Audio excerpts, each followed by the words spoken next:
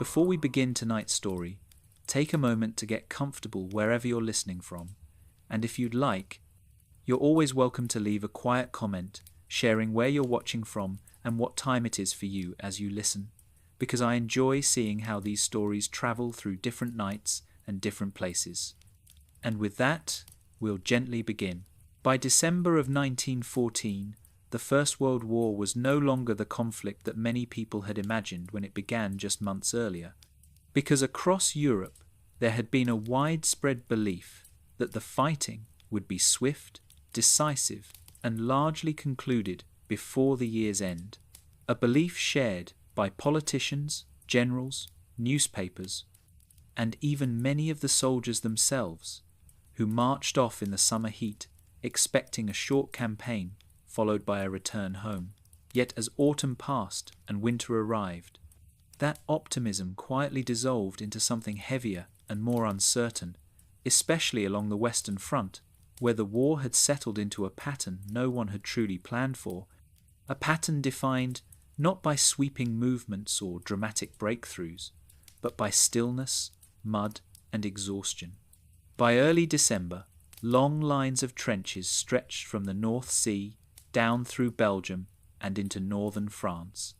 cutting through farmland, villages, and forests, reshaping the land into a scarred and uneven landscape where opposing armies faced one another across narrow strips of ground that were neither fully held nor safely crossed, areas that soldiers came to call no man's land, a name that reflected both its danger and its emptiness, because it was a place where life rarely lingered for long, yet where traces of it remained in abandoned equipment, shallow craters, and the quiet reminders of those who had fallen earlier in the fighting. Life in the trenches was defined by routine more than action, especially during the winter months, and as December progressed, soldiers on all sides found themselves settling into a daily rhythm shaped by the environment as much as by the war itself, waking before dawn in cramped, damp spaces, checking weapons dulled by moisture, standing watch during long hours of cold stillness, and enduring nights that seemed to stretch endlessly, broken only by distant artillery or the soft sounds of movement along the trench line.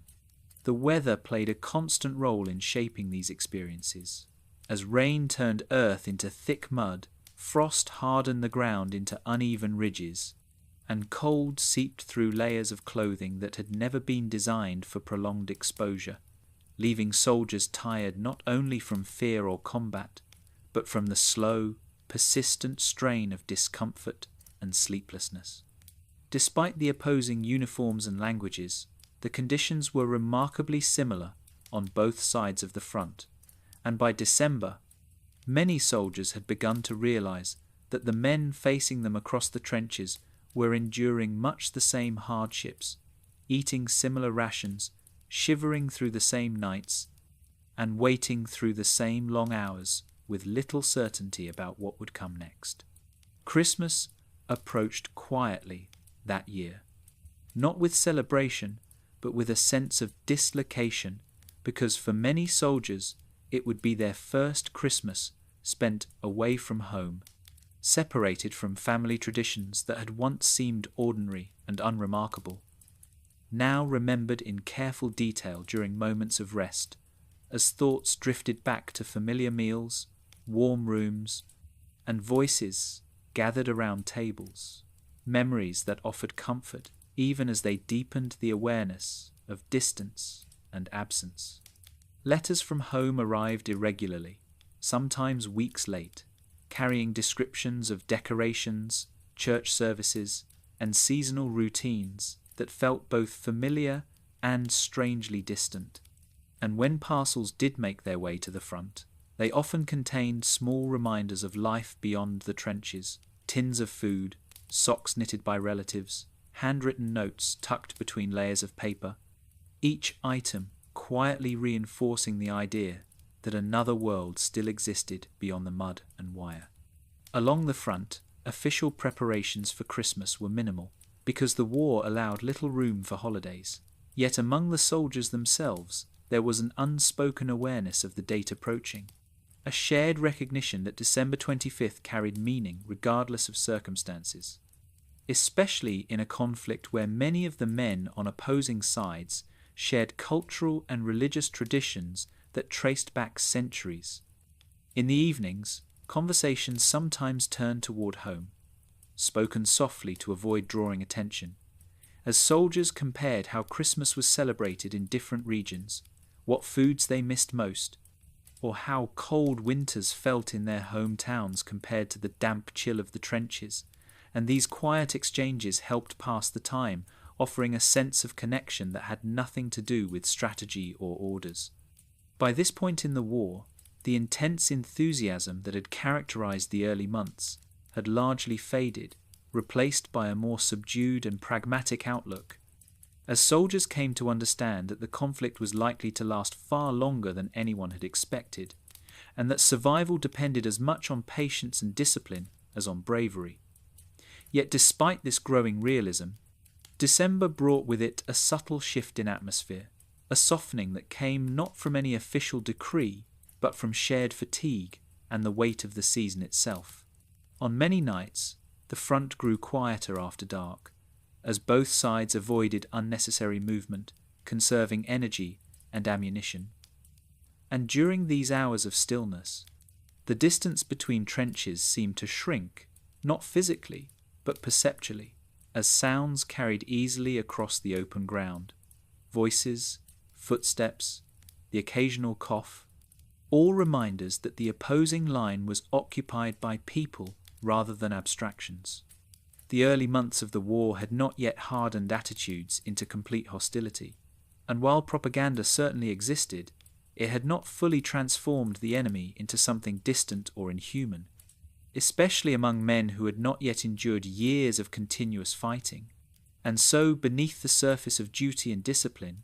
there remained a quiet awareness of shared experience,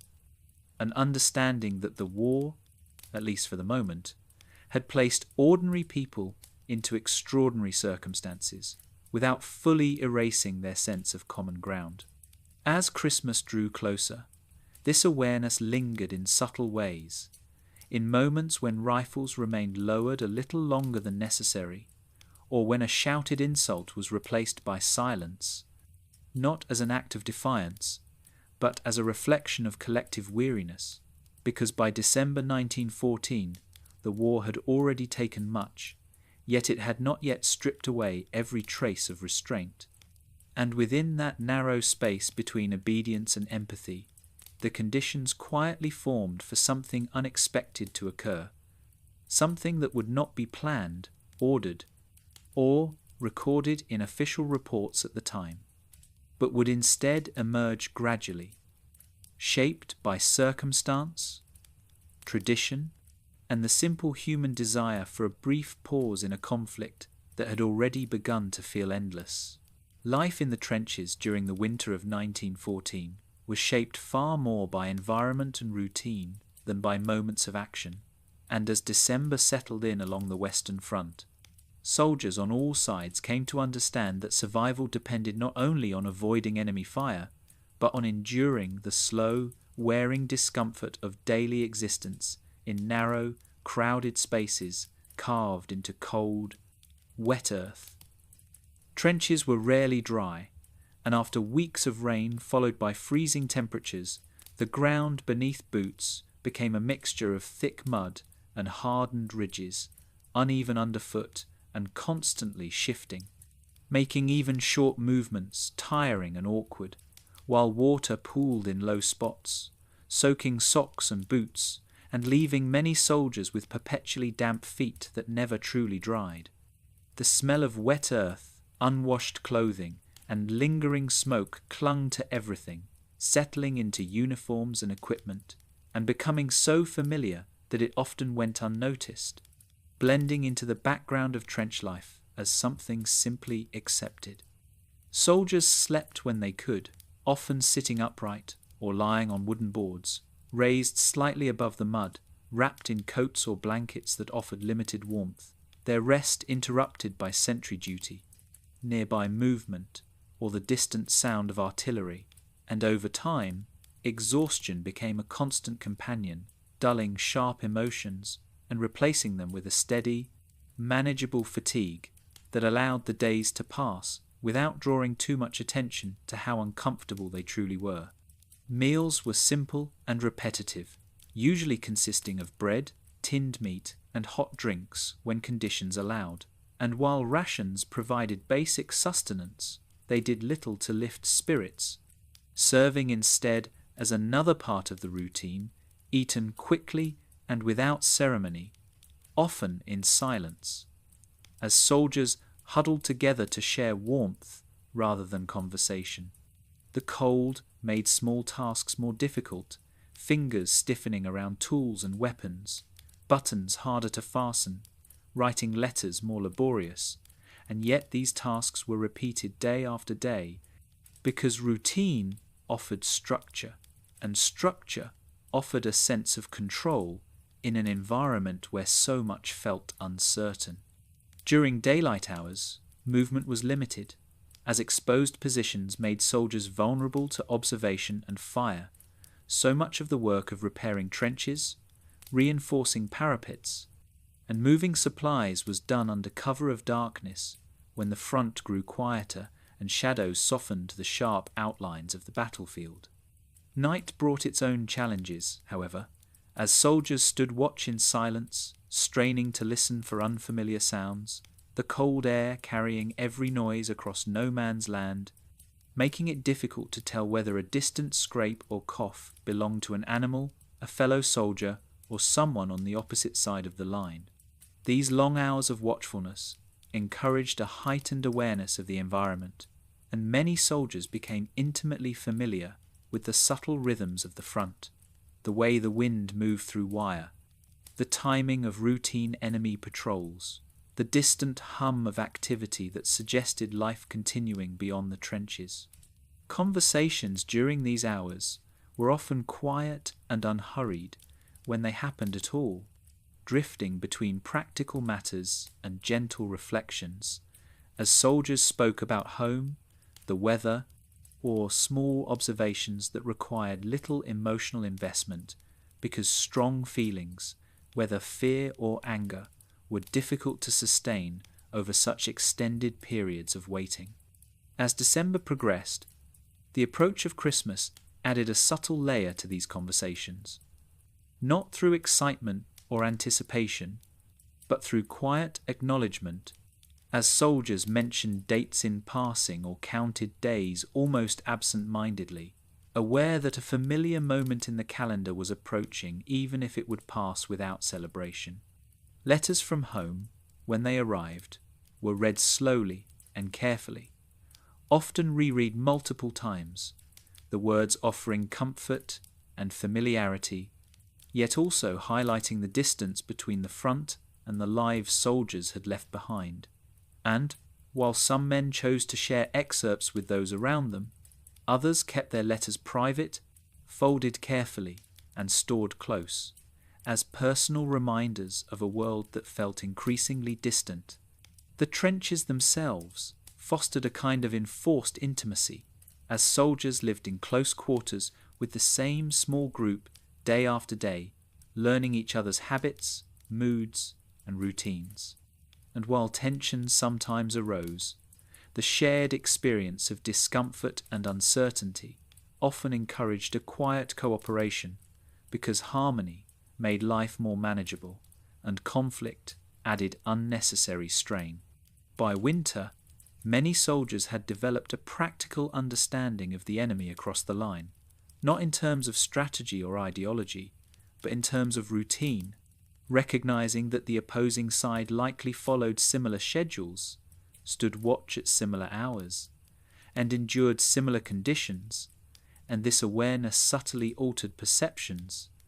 replacing abstract notions of hostility with a more grounded understanding of shared circumstance. The front, though defined by separation and opposition, was also a place of proximity, where voices could sometimes be heard clearly across the open ground, and where small gestures, intentional or accidental, could carry meaning beyond their immediate context, such as the choice to withhold fire during a quiet night, or to respond to a shouted remark with silence rather than aggression. As Christmas drew closer, these small moments of restraint accumulated, not as acts of rebellion, but as expressions of fatigue and humanity, shaped by weeks of relative stillness and the absence of large-scale offensives during that period. The war, at least in December 1914, had not yet reached the levels of destruction and detachment that would characterize later years, and many soldiers were still volunteers who had joined out of a sense of duty or adventure rather than necessity, bringing with them civilian habits and expectations that had not yet been fully erased by prolonged combat. This meant that traditions, particularly those tied to significant dates like Christmas, retained a quiet importance, even if they were not openly acknowledged, and in the trenches, small personal rituals emerged, such as saving a portion of food, setting aside a candle, or writing a letter on a specific day, gestures that helped mark time in an environment where days often blurred together. The weather itself seemed to reinforce this pause, as cold temperatures reduced movement and dampened the intensity of fighting, encouraging both sides to conserve energy and resources, and in doing so, allowing the front to settle into a temporary calm that contrasted sharply with the chaos many had experienced earlier in the war.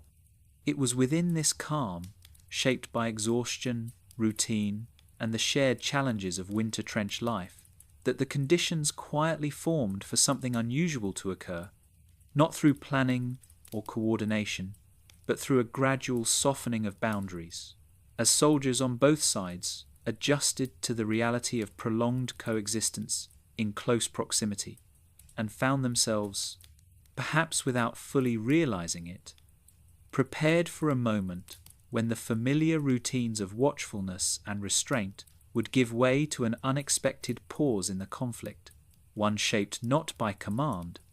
but by circumstance and shared experience. As the winter of 1914 deepened and Christmas drew nearer, the soldiers along the Western Front carried with them far more than rifles and equipment, because each man also arrived with a lifetime of habits,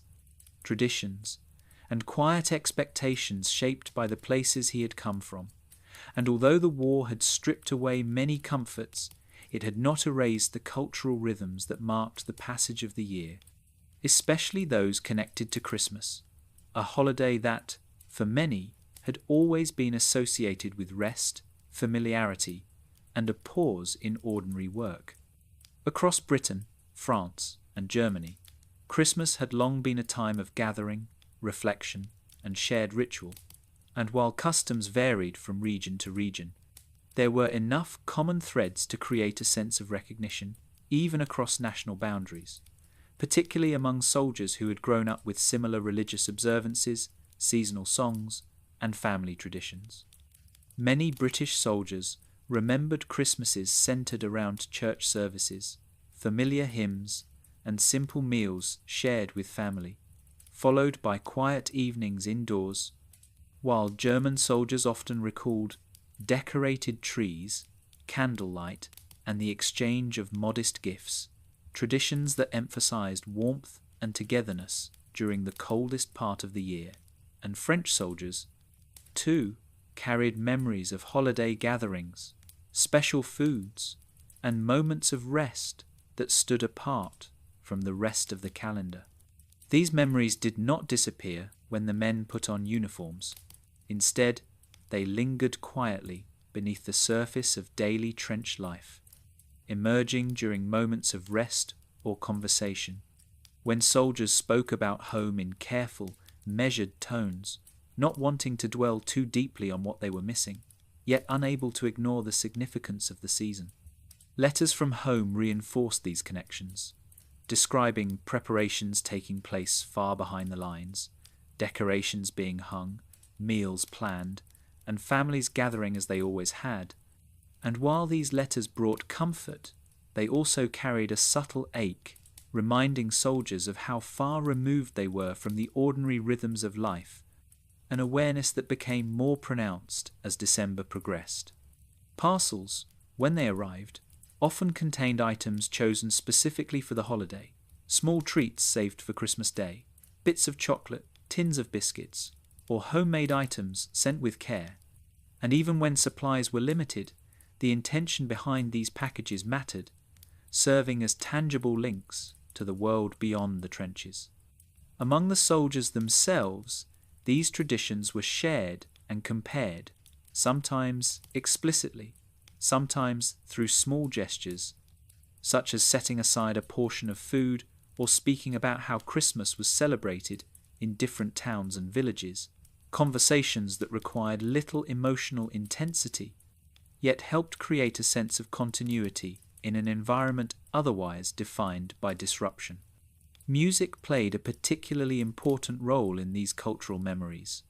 because carols and hymns were deeply familiar to many soldiers, regardless of nationality, learned in childhood and repeated year after year, and even those who did not consider themselves particularly religious often associated these songs with calm, warmth, and familiarity. Singing, when it happened in the trenches, was usually informal and understated, voices kept low to avoid drawing attention. Yet, as Christmas approached, the presence of these songs in soldiers' memories grew stronger, and melodies surfaced more easily during quiet moments, hummed softly or mentioned in passing. The shared nature of these traditions mattered, because despite the divisions imposed by the war, many of the soldiers facing one another across no man's land had grown up celebrating the same holiday, listening to the same melodies, and participating in similar rituals, a reality that complicated the simple notion of enemy and ally, and introduced a layer of familiarity that was difficult to fully suppress.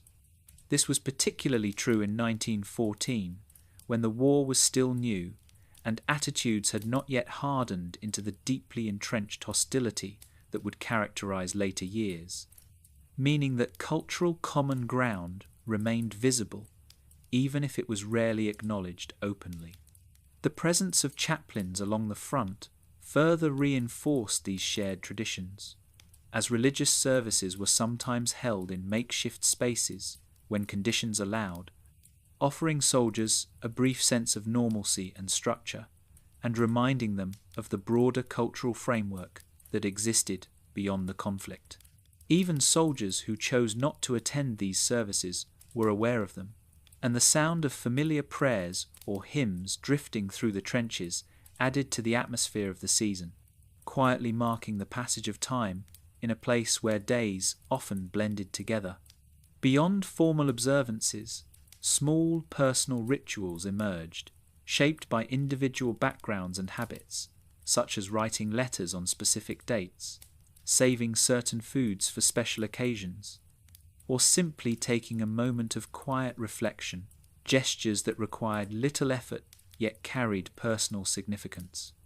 These acts were rarely discussed in depth because the trenches did not encourage emotional openness, but they existed nonetheless, forming a subtle undercurrent beneath the routines of watch duty, maintenance, and rest. Importantly, these traditions were not limited to one side of the front, and over time, soldiers became increasingly aware that their counterparts across the line were likely engaging in similar behaviors, an understanding reinforced by occasional glimpses of activity or sounds that carried across no man's land, such as laughter, conversation, or singing, all reminders that life continued on both sides in remarkably similar ways. This awareness did not erase the realities of war or the responsibilities of duty, but it softened perceptions, making it more difficult to view the enemy solely through the lens of abstraction or propaganda. The holiday season, by its very nature, encouraged reflection, and for soldiers who found themselves far from home, this reflection often turned inward, prompting quiet consideration of how the war had altered their lives, what they hoped would come next, and how long the conflict might last, thoughts that were rarely shared openly, yet influenced behavior in subtle ways. As Christmas Eve approached, these cultural and personal traditions converged, creating an atmosphere that was distinct from the rest of the year, not through celebration, but through a shared sense of pause, as if time itself had slowed slightly, allowing memories, routines, and expectations to surface more clearly than usual. In this environment, shaped by shared customs and a lingering sense of familiarity, the rigid boundaries between opposing sides became just a little less absolute, and while no one could have predicted exactly what would happen next, the conditions were quietly in place for an event shaped as much by culture and tradition as by circumstance, an event that would unfold not because it was ordered or planned, but because the men involved carried with them a shared understanding of what the season meant, even in the midst of war. As Christmas Eve arrived along the Western Front in December of 1914, it did so without ceremony or announcement, slipping quietly into place much like any other winter evening. Yet the atmosphere that night carried a subtle difference that many soldiers would later recall, not as a single moment of realization, but as a gradual shift in tone, a sense that the usual rhythm of the front had softened, if only slightly. The daylight hours passed much as they had in previous days, with limited movement, routine duties carried out carefully, and the persistent cold shaping every action. Yet as darkness settled in and the trenches grew quieter, the familiar sounds of the battlefield receded, leaving behind a stillness that felt deeper and more noticeable than usual. Nightfall along the front often brought a pause in activity, as both sides avoided unnecessary exposure. But on this particular evening, the pause lingered longer, stretching into something that felt almost deliberate, even though no formal agreement had been made and no orders had been issued to change the routine. Soldiers stood watch as they always did, peering into the dimness of no man's land, listening for movement, yet finding instead an unusual calm, broken only by the soft rustle of wind across wire and the distant, muffled sounds of activity far behind the lines. In some sectors, the first indication that the evening would be different came in the form of light, small points of warmth appearing along the German trenches, candles placed carefully on parapets or set into simple arrangements of branches that resembled Christmas trees, their glow faint but unmistakable against the darkness. These lights were not raised boldly or all at once, but appeared gradually, one by one, as if the men placing them were testing the reaction across the line, uncertain how such a gesture might be received. British and French soldiers watching from their own trenches noticed these lights with a mixture of curiosity and caution, unsure whether they were signals, traps, or simply expressions of the season, and for a time no one responded, the quiet stretching as each side observed the other. Then, as the night deepened, voices began to carry across the open ground, at first soft and tentative, rising from the German side in the form of song, a melody familiar to many who heard it, even before the words became clear, because the tune was one that had been sung in countless homes and churches for generations. The sound of Stille Nacht drifted through the cold air, slow and steady, unaccompanied, the voices blending together in a way that softened the edges of the battlefield, and for a moment, soldiers on the opposing side simply listened, caught between the instinct to remain alert and the pull of recognition. The song carried easily across no man's land, unobstructed by the usual noise of artillery or small arms fire, and as it reached the British and French trenches, it stirred memories of past Christmases,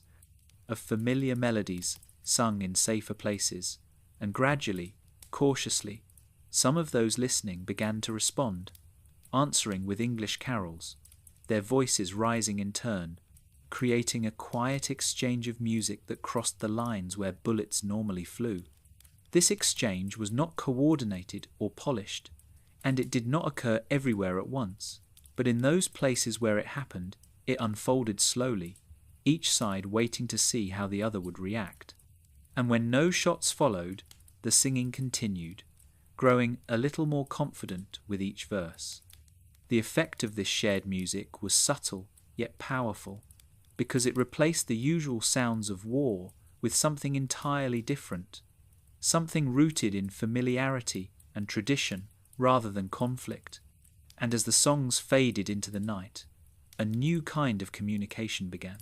Voices calling out simple greetings, shouted wishes for a peaceful Christmas, words offered in broken phrases and accented English,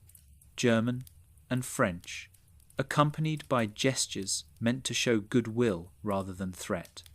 Soldiers leaned over parapets, raising hands to demonstrate they were unarmed, and in response, similar gestures appeared across the way, the distance between the trenches suddenly feeling less forbidding, even though it remained just as dangerous as before. For a time, this exchange remained verbal, carried by voices and laughter, as soldiers tested the boundaries of what was happening, uncertain how far it might go, yet encouraged by the absence of gunfire and the calm response from the other side. Eventually, in some sectors, a few men took cautious steps beyond the safety of their trenches,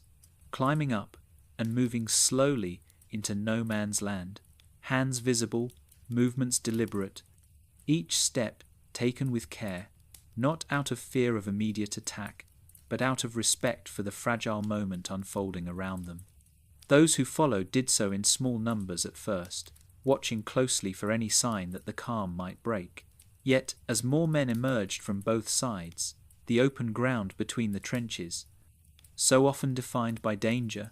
took on a different character, becoming a space of cautious meeting rather than confrontation. The men who met there found themselves face to face with individuals who, only hours earlier, had been little more than distant shapes or targets, and the realization that the enemy looked remarkably ordinary, tired, cold, and human, lingered quietly as hands were shaken and hesitant, smiles exchanged. Conversation was limited by language barriers, yet meaning was conveyed through tone, gesture, and expression. And in this shared space, the war seemed to recede, not because it had ended, but because it had been momentarily set aside.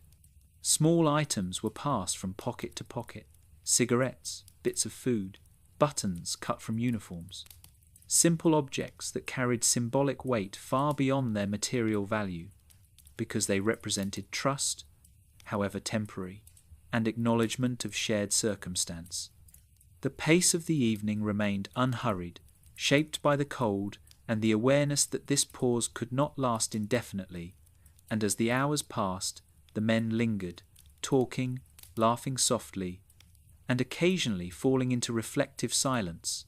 aware that they were witnessing something unusual, even if they could not fully articulate its significance at the time. The night continued without incident in many of these areas, the expected sounds of firing conspicuously absent, replaced by the gentle murmur of conversation and the occasional echo of song. And as Christmas Eve stretched toward morning, the front remained quiet, held together by an unspoken agreement that, for this brief span of time, the rules of the war would be bent,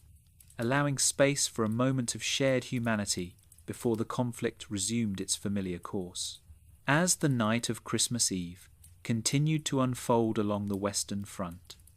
the singing that had begun tentatively grew into something more settled and assured, not louder or more exuberant, but steadier, as though the men on both sides had collectively decided, without speaking it aloud, that the music itself was worth sustaining. Carols moved gently back and forth across the open ground, carried clearly through the cold air, and in the absence of gunfire, every note seemed to linger longer than it would have on an ordinary night, hanging briefly above the trenches before fading into the darkness. German soldiers sang songs they had known since childhood, melodies passed down through families and communities, sung in homes lit by candlelight during winters long before the war. And when British and French soldiers recognized these tunes, they responded with their own familiar carols, sometimes singing the same melody with different words, sometimes offering a song unique to their own traditions. The effect was not dramatic or emotional in any outward sense, but quietly absorbing, as men who had spent weeks listening for danger now listened instead for harmony, the shared cadence of voices replacing the sharp vigilance that usually defined their nights. Singing did not require translation, and it did not demand agreement or explanation, which made it an ideal form of communication in a place where language differences often limited conversation. And as the songs continued, the sense of distance between the trenches seemed to narrow, not physically, but perceptually, as if the open ground had become less a barrier and more a space through which sound and understanding could move freely.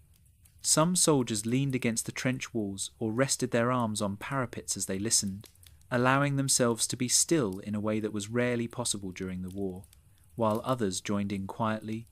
singing under their breath or humming along, content simply to be part of something that felt familiar and unthreatening. The cold sharpened the sound of the voices, giving them a clarity that surprised many listeners.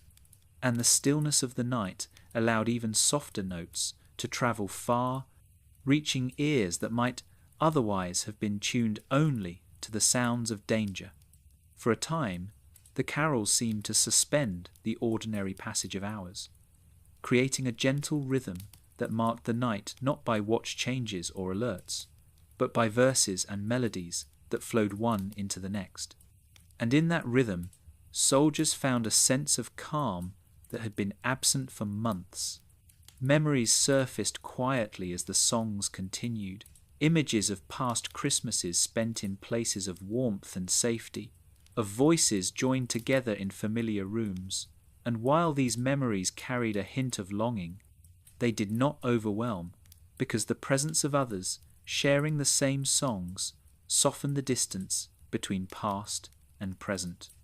In some areas, the singing prompted cautious exchanges of shouted greetings, simple phrases offered across the trenches, expressions of goodwill that felt less risky in the context of music,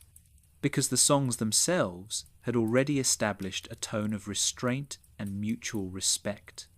Soldiers called out wishes for a peaceful Christmas, sometimes stumbling over unfamiliar words, sometimes relying on gestures to convey meaning. And these calls were met with laughter or applause, light responses that carried no expectation beyond acknowledgement. The carols did not erase awareness of the war or the reality of opposing sides, but they created a temporary space where those divisions were less pronounced, where the act of listening and responding took precedence over the act of watching and waiting. For many soldiers, this shared singing was the first time they had truly considered the enemy as a group of individuals capable of the same traditions and sentiments they themselves held, and that realization, though quiet, lingered beneath the surface as the night progressed. The songs chosen were rarely grand or complex, favouring instead simple, well-known melodies that required little effort to remember or perform, and this simplicity contributed to the sense of ease that settled over the front because it allowed participation without pressure or expectation. Even those who chose not to sing found comfort in listening, letting the sound wash over them as they stood watch or rested, the music providing a steady backdrop that eased the strain of vigilance. In some sectors, the singing continued for hours, rising and falling in waves, as different groups took turns, while in others it faded sooner, replaced by conversation or quiet reflection. Yet wherever it occurred, it left a lasting impression because it marked a clear departure from the usual patterns of the war. The carols did not signal an official truce or guarantee safety, but they established a shared understanding that, at least for the moment, restraint would be observed, and that understanding allowed the night to unfold without the constant fear of sudden violence. As the final verses drifted away and the singing gradually subsided, the silence that followed felt different from the silence of ordinary nights, less tense and more settled, as if the space between the trenches had been gently reshaped by the sound that had filled it. In that quiet, soldiers became more aware of the presence of those across the line, not as distant shapes or threats, but as listeners who had shared the same melodies under the same winter sky, and that awareness carried forward into the next moments of the truce, shaping how the men would approach one another as the night continued, guided by the memory of voices joined in song rather than divided by fire. After the singing began to fade and the night settled into a quieter stillness, the idea of movement slowly entered the shared awareness of the soldiers along certain parts of the front, not as a plan spoken aloud, but as a cautious thought that seemed to occur almost simultaneously on both sides, shaped by the absence of gunfire and the lingering sense of calm that the carols had created. For a long moment, no one moved at all, because the trenches had taught men to distrust silence just as much as noise. Yet as minutes passed without interruption, curiosity began to outweigh caution, and small gestures appeared. A figure rising slightly above the parapet, a hand lifted briefly into view, a body leaning forward as if testing whether the moment would hold. These early movements were slow and deliberate, each one observed carefully from across the open ground, and when no shot followed, the tension eased just enough for another movement to follow, then another, until, in some sectors, a few soldiers climbed out of their trenches and stepped onto the frozen earth of no man's land, moving not with confidence, but with care, their hands visible, their posture open, signalling intention rather than threat. The ground between the lines was uneven and scarred, shaped by earlier fighting, and as the men walked, they watched their footing, navigating shallow craters, discarded equipment, and patches of frozen mud, all familiar features of a space that was usually crossed only in moments of danger. Each step carried a quiet awareness of risk, not only from the possibility of enemy fire, but from the uncertainty of whether the truce would be respected by everyone present. And so the movements remained limited at first, small groups advancing only a short distance, stopping frequently to assess the situation. On the opposite side, similar figures emerged, mirroring the same careful approach, and as these groups drew closer, the distance between them shrank in a way that felt both ordinary and remarkable, because this was ground that had long been defined by separation, yet now served as a place of meeting. Faces became visible in the low light, illuminated faintly by moonlight, or the glow of candles still burning along the trenches, and the men approaching one another saw expressions that reflected their own feelings, a mixture of curiosity, uncertainty, and cautious relief. When they finally met, there was a brief pause, a moment of stillness where no one quite knew what to do next, and then hands were extended, not quickly or dramatically, but simply, as if the gesture required no explanation. The act of shaking hands carried a weight that went beyond politeness, because it acknowledged a shared presence and an unspoken agreement to maintain the calm, and as more men followed, the small gatherings in no man's land grew, though never so large as to feel crowded or chaotic.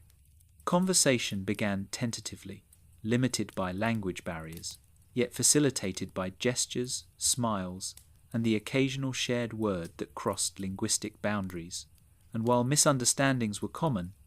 they were met with laughter rather than frustration, the mood shaped by the novelty of the encounter rather than by any desire to resolve deeper differences.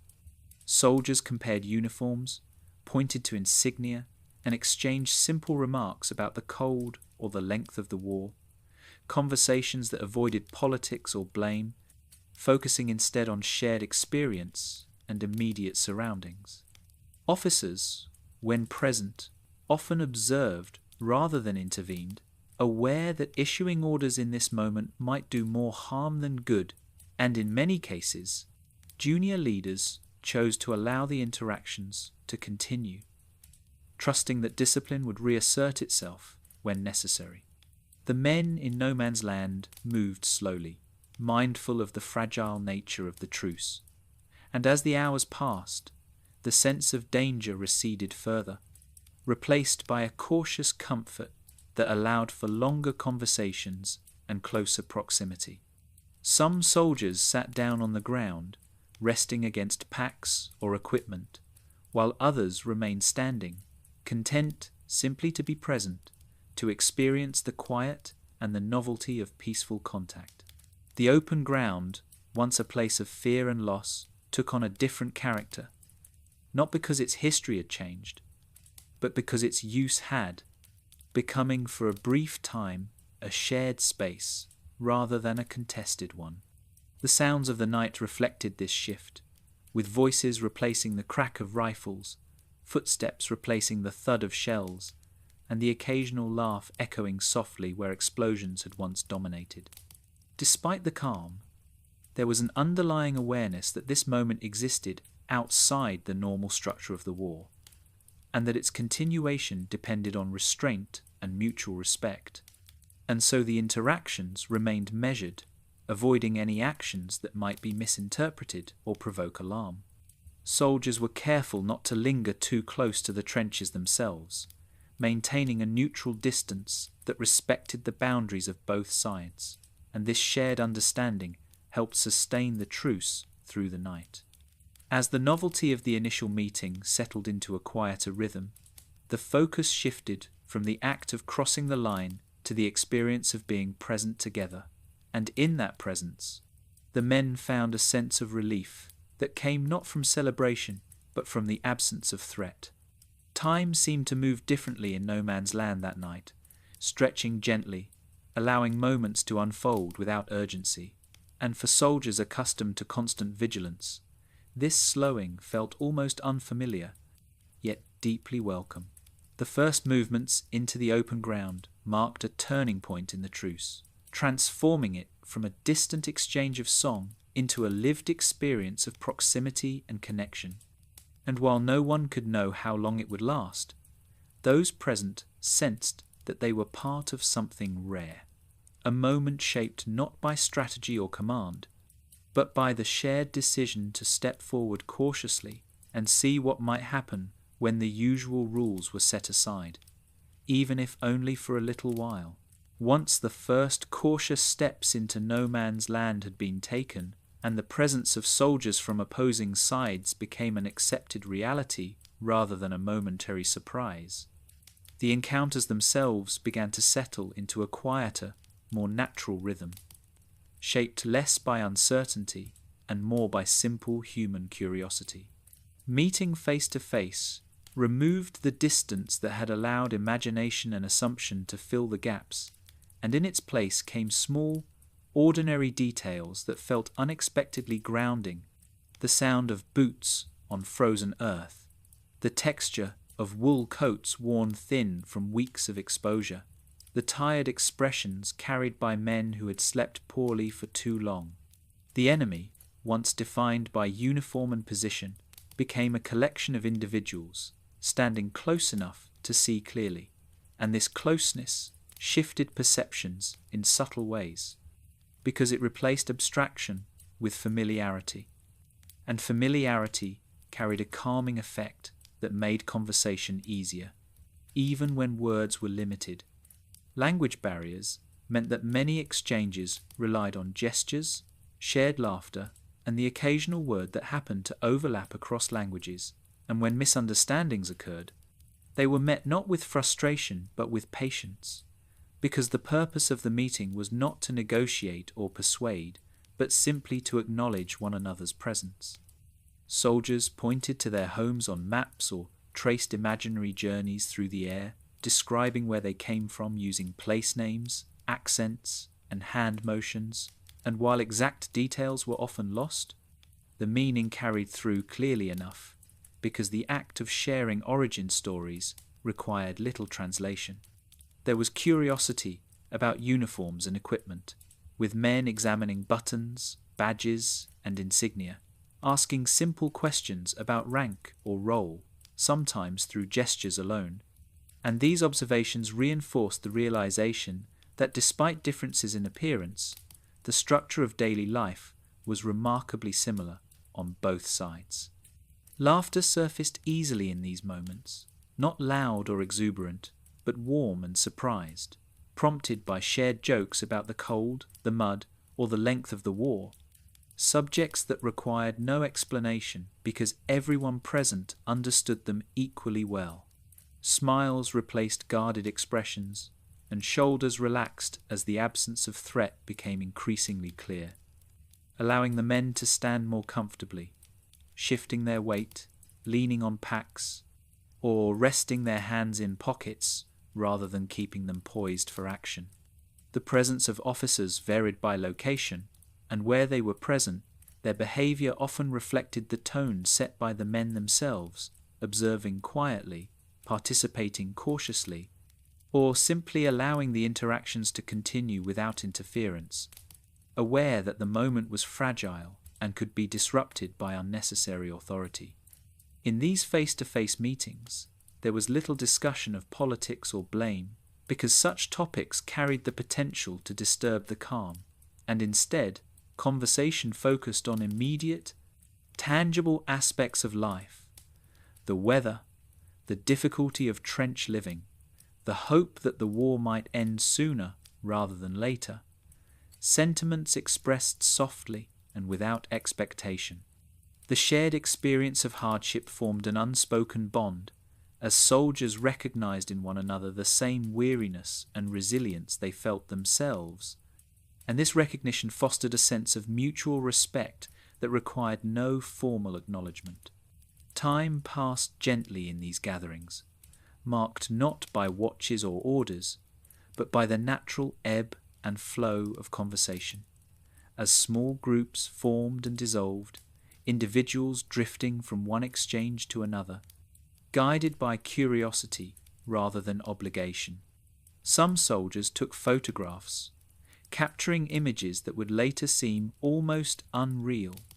visual evidence of a moment when the war had paused long enough for enemies to stand together without fear, and while these photographs were few,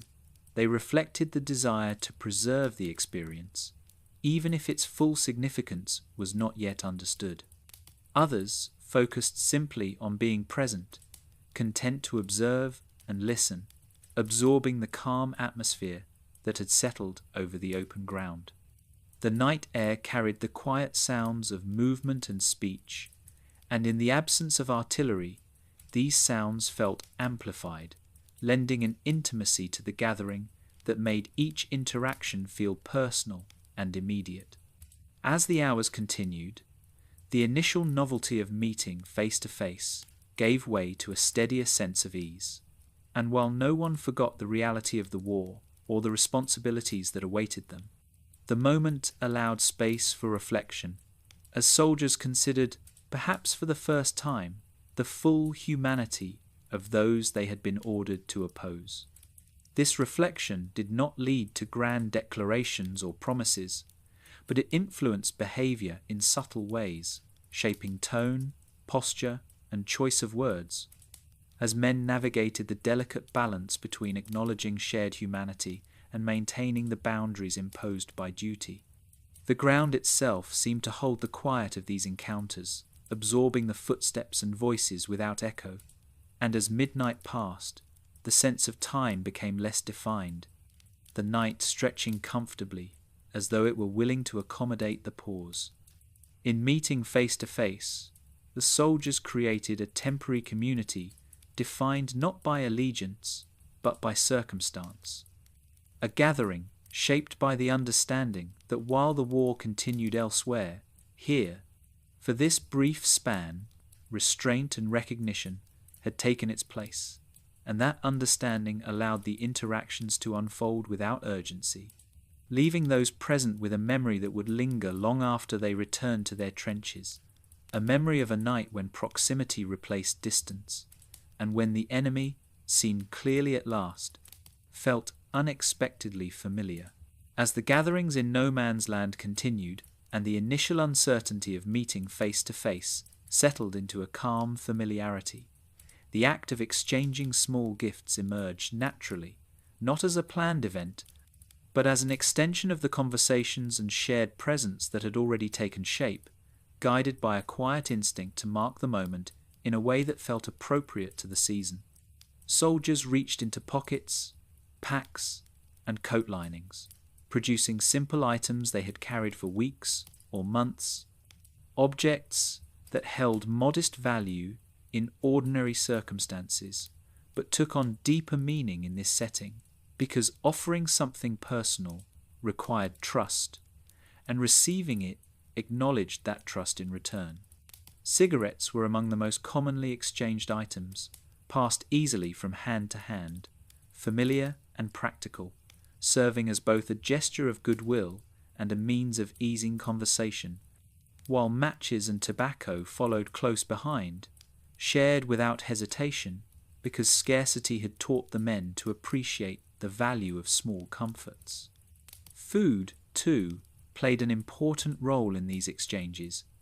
with soldiers offering portions of their rations, biscuits, bread, chocolate, or tins saved specifically for Christmas, items that might otherwise have been consumed privately,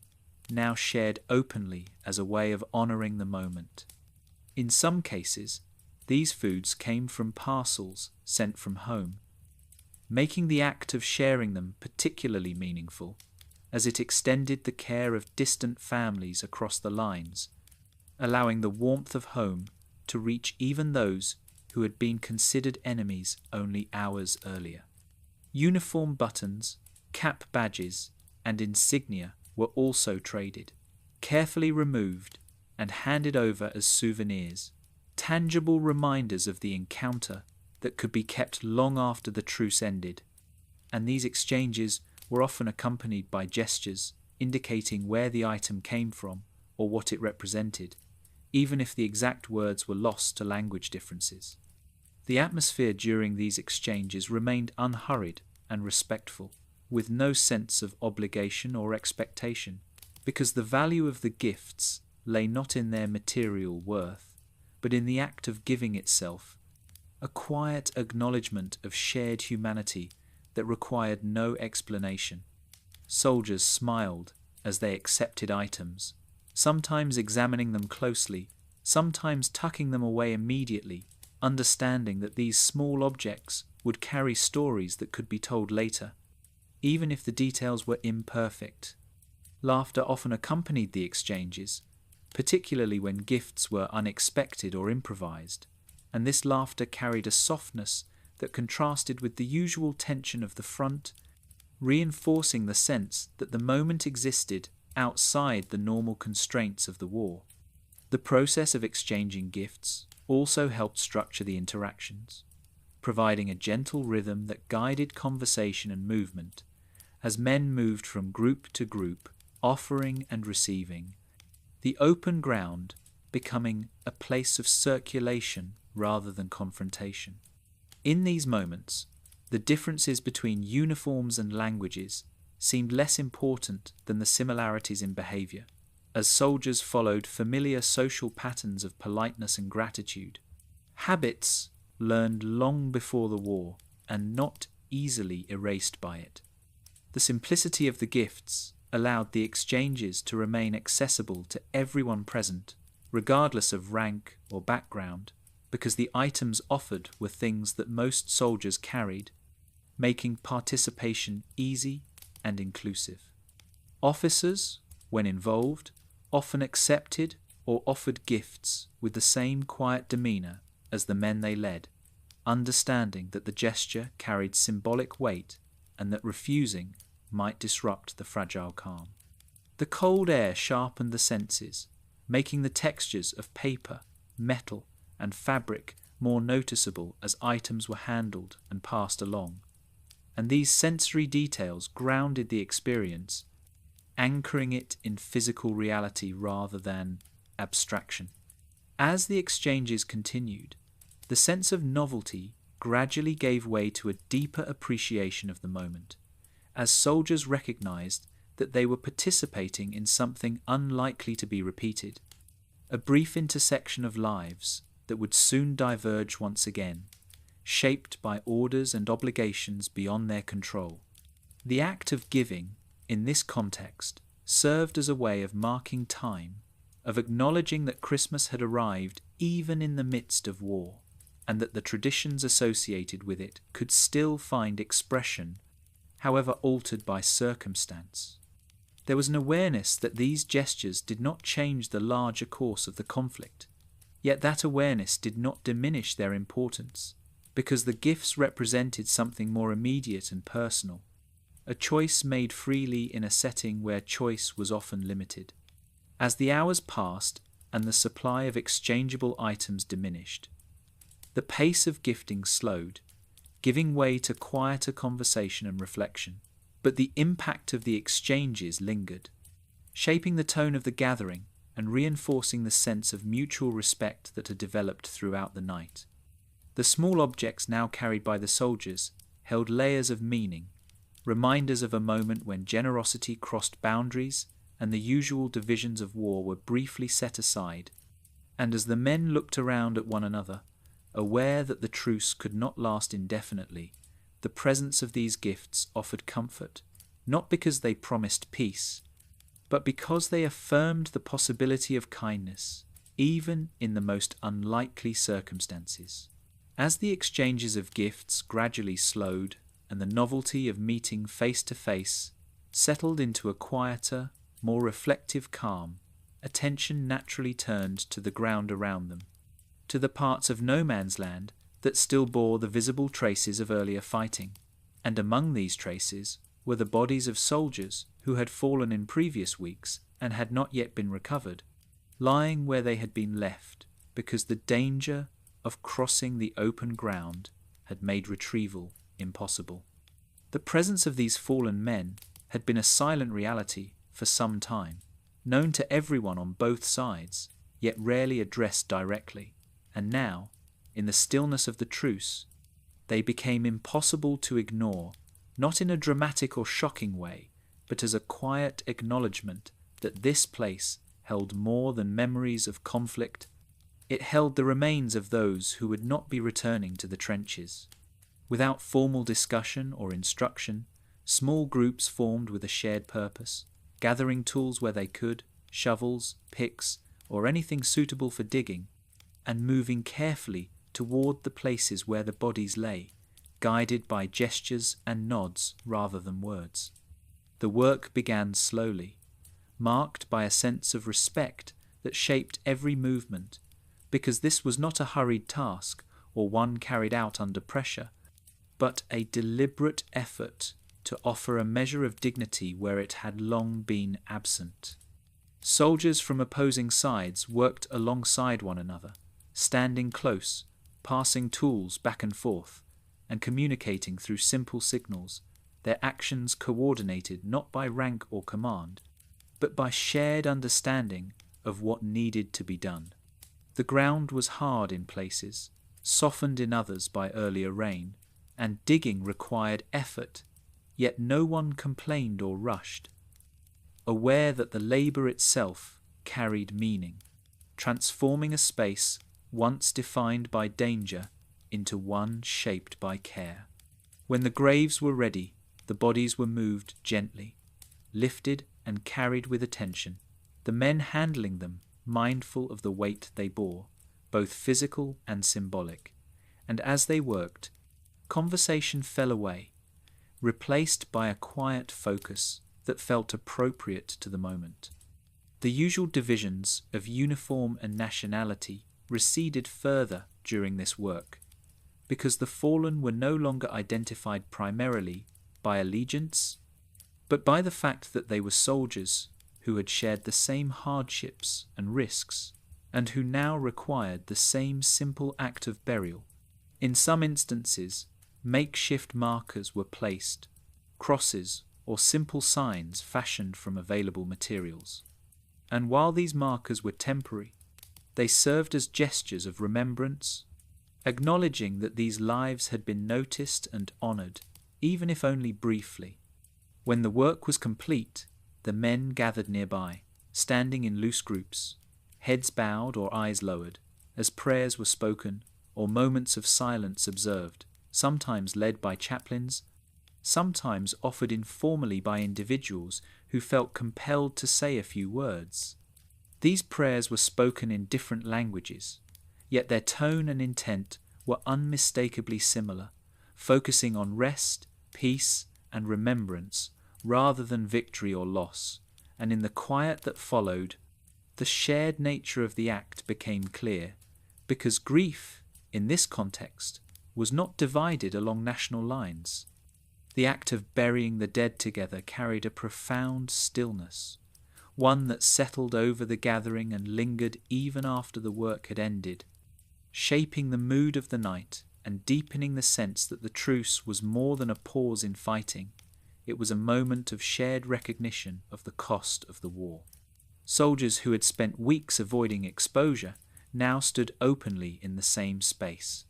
united by the simple understanding that honouring the fallen was a responsibility that transcended orders and allegiances, and this understanding required no formal agreement because it was rooted in something deeply human and widely shared. The absence of urgency allowed the men to remain with the moment longer than they otherwise might have, standing quietly, reflecting on those who had been lost, and perhaps considering how easily any one of them could have been in the same position under slightly different circumstances. As time passed, the conversations that resumed were softer and more subdued, shaped by the gravity of what had just taken place, and even when laughter returned, it did so gently, without disrupting the reflective atmosphere. The burial work also reinforced the temporary nature of the truce, because it highlighted the reality that the war had already claimed lives, and would likely continue to do so, a truth that everyone present understood, even as they chose to pause and acknowledge it together. The ground that had been disturbed by digging now held a new meaning, serving as a quiet reminder of the shared cost of the conflict. And as the men looked around at one another, the awareness of this shared responsibility deepened the mutual respect that had developed throughout the night. In burying the dead together, the soldiers created a moment that stood apart from the usual narratives of war, one defined not by opposition, but by cooperation and care. And while it did not alter the course of the conflict, it left an impression that would endure in memory, a reminder that even in the midst of division, there existed the capacity for shared compassion, expressed through simple, deliberate acts carried out in silence beneath a winter sky. As the night progressed and the work of burying the dead came to a close, the atmosphere in no man's land gradually lightened again, not abruptly or noisily, but in the natural way that follows a period of quiet reflection. And it was during this gentler phase of the truce that moments of play and shared amusement began to emerge, offering a different kind of connection that required little explanation and even less language. Somewhere along the line, in certain sectors, a football appeared, sometimes brought from the trenches, sometimes improvised from bundled rags or whatever materials could be found, and its presence immediately suggested a familiar and comforting possibility, because football was widely known and loved among the soldiers on both sides, a game played in villages, schools, and open fields long before the war had begun. The idea of playing did not arise as an organised event, and there were no formal teams, rules, or boundaries established, but rather a spontaneous gathering of men who recognised the opportunity for a simple diversion,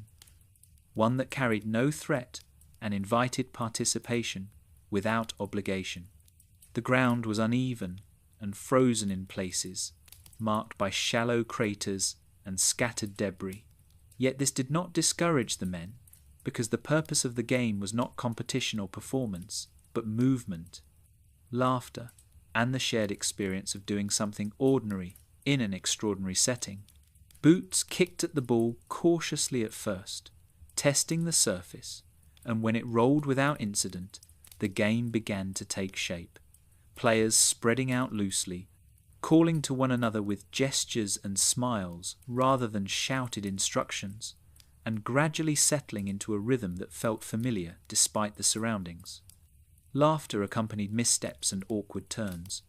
the cold air carrying the sound easily across the open ground, and for a time the war receded further into the background, replaced by the simple joy of movement and play. The matches were short and informal, often breaking apart and reforming as men drifted in and out, yet they left a lasting impression precisely because of their simplicity, because they demonstrated how easily shared activities could bridge divisions that had seemed insurmountable only days before. Later accounts would sometimes exaggerate these games, describing full matches with clear winners and scores, yet the reality was quieter and more modest, characterized by brief exchanges and moments of levity rather than sustained competition. And this modesty suited the tone of the night, preserving the calm rather than disrupting it. Beyond football, other small games and shared activities took place, soldiers showing one another photographs, demonstrating card tricks, or simply walking together through the open ground, pointing out features of the landscape or discussing the conditions of the trenches, activities that required no special equipment and fostered conversation without pressure. These interactions reinforced the sense that the truce was not defined by any single event, but by a collection of small, human moments that together created a pause in the usual patterns of the war. The presence of play carried a particular significance because it represented a return to behaviours associated with peace and normalcy, actions that had little place in the rigid structure of military life, and in engaging in these activities, the soldiers allowed themselves to remember who they had been before the war, even if only briefly. Time passed gently during these moments, unmarked by urgency or fear, and as the hours wore on, fatigue began to reassert itself, not as tension, but as a natural weariness, prompting some men to sit or rest, while others continued to move and talk. The games gradually wound down, not because they were interrupted, but because the night itself moved toward its later hours, and the awareness that the truce could not last indefinitely became more pronounced. Still, the memory of those moments lingered, shaping the way soldiers viewed one another and the space they shared, because play had transformed no man's land into something almost familiar, a place where laughter had briefly replaced danger. As the gatherings began to thin, and men slowly made their way back toward their respective trenches, the impressions left by these shared games remained, carried with them as quiet reminders of what had been possible when restraint and curiosity were allowed to guide behaviour. The football matches and simple amusements of that night did not change the course of the war, yet they offered a glimpse of another way of being, one grounded in shared experience rather than opposition. And as the soldiers returned to their positions, the memory of running, laughing, and standing together in the open ground stayed with them, a gentle counterpoint to the realities that awaited them once the truce came to an end. As the quiet hours of Christmas Eve stretched onward and the gatherings in no man's land began to thin, the role of officers and the question of authority lingered just beneath the surface of the truce, present even when it was not openly discussed, because while the ceasefires had arisen spontaneously among the men, the military structure that governed their lives had not disappeared, and decisions made by officers, both junior and senior, quietly shaped how the night unfolded. In many sectors, junior officers found themselves observing events they had not anticipated and for which they had received no guidance, watching as their men stepped beyond the trenches and interacted peacefully with the enemy. And in these moments, choices had to be made quickly and carefully, balancing the demands of discipline with the recognition that enforcing strict control might disrupt a fragile calm. Some officers chose to participate cautiously, stepping into no man's land alongside their men, offering greetings and accepting small gifts, understanding that their presence could lend legitimacy to the truce and reassure those involved that they would not face immediate punishment for their actions. Others remained at the trench line, observing quietly, allowing events to continue without direct involvement, while maintaining readiness to intervene if necessary. And this restraint reflected an understanding that authority did not always require action, and that sometimes the most effective leadership lay in allowing a moment to unfold without interference. The absence of clear directives from higher command created space for these discretionary decisions, because in December 1914, communication along the front was uneven and slow, and the spontaneous nature of the truce meant that it often developed faster than reports could be sent or orders received. Senior commanders, when they later learned of the events, viewed them with concern, not because they doubted the sincerity of the men involved, but because the truce challenged the fundamental assumptions of military discipline, raising questions about loyalty, obedience, and the psychological boundaries between opposing forces. The war depended on maintaining a clear distinction between friend and enemy, and any blurring of that distinction, even temporarily, was seen as potentially dangerous, particularly in a conflict that was expected to demand sustained commitment over many months or years. During the truce itself, however, these concerns remained largely theoretical, because the immediate reality on the ground was one of calm cooperation rather than disorder,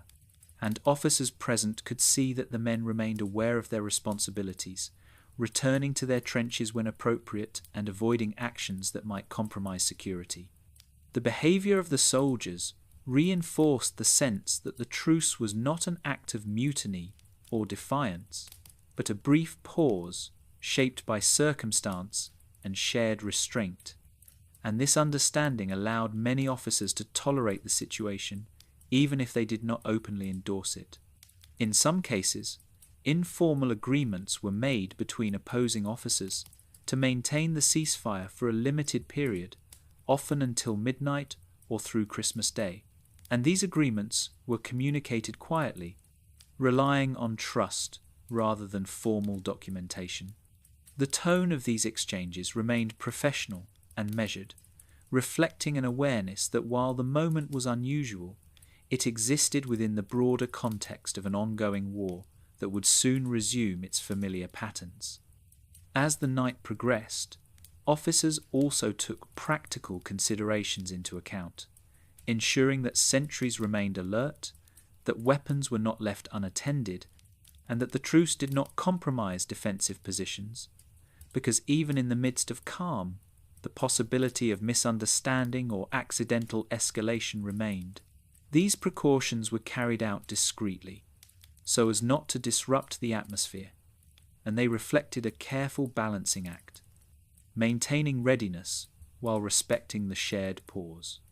When news of the truces reached higher levels of command in the days that followed, reactions varied, but many senior leaders expressed unease, emphasizing the importance of maintaining hostility and preventing fraternization, and orders were issued reminding troops of their duty to remain vigilant and avoid contact with the enemy. These responses were shaped by the belief that prolonged exposure to the enemy as fellow human beings might weaken resolve, making it harder for soldiers to fight effectively when required. And in the context of a total war, this concern carried significant weight. Yet for those who had witnessed or participated in the truce, the memory of how it had unfolded remained vivid, and the knowledge that officers had, in many cases, allowed it to happen, reinforced the sense that authority and humanity were not always in conflict. The decisions made by officers during the Christmas truce were often subtle rather than overt, expressed through inaction as much as action. And these decisions played a crucial role in shaping the experience, allowing it to remain peaceful and contained rather than chaotic or suppressed. In this way, the truce highlighted the complexity of leadership in wartime, revealing moments when rigid adherence to rules gave way to judgment shaped by circumstance. And while the official record would later emphasize the importance of preventing such events from recurring, the choices made during those quiet hours reflected a shared understanding among many officers that discipline could coexist briefly with compassion, and that allowing a moment of calm did not necessarily undermine the larger structure of the war, even if it challenged its assumptions. When Christmas morning arrived along those sections of the Western Front where the truce had taken hold, it did so gently, without the sudden return of violence that many soldiers half expected, and the light of day revealed a landscape that felt subtly altered, not in its physical features, but in how it was perceived by those who stood within it. The trenches, the wire, and the scarred ground of no man's land remained unchanged, yet the memory of the night before lingered in the air, shaping behaviour and tone as soldiers emerged from their dugouts and firing steps to assess the morning. In some areas, the ceasefire continued naturally, not through formal agreement, but through a shared understanding that the calm would be respected for a little while longer,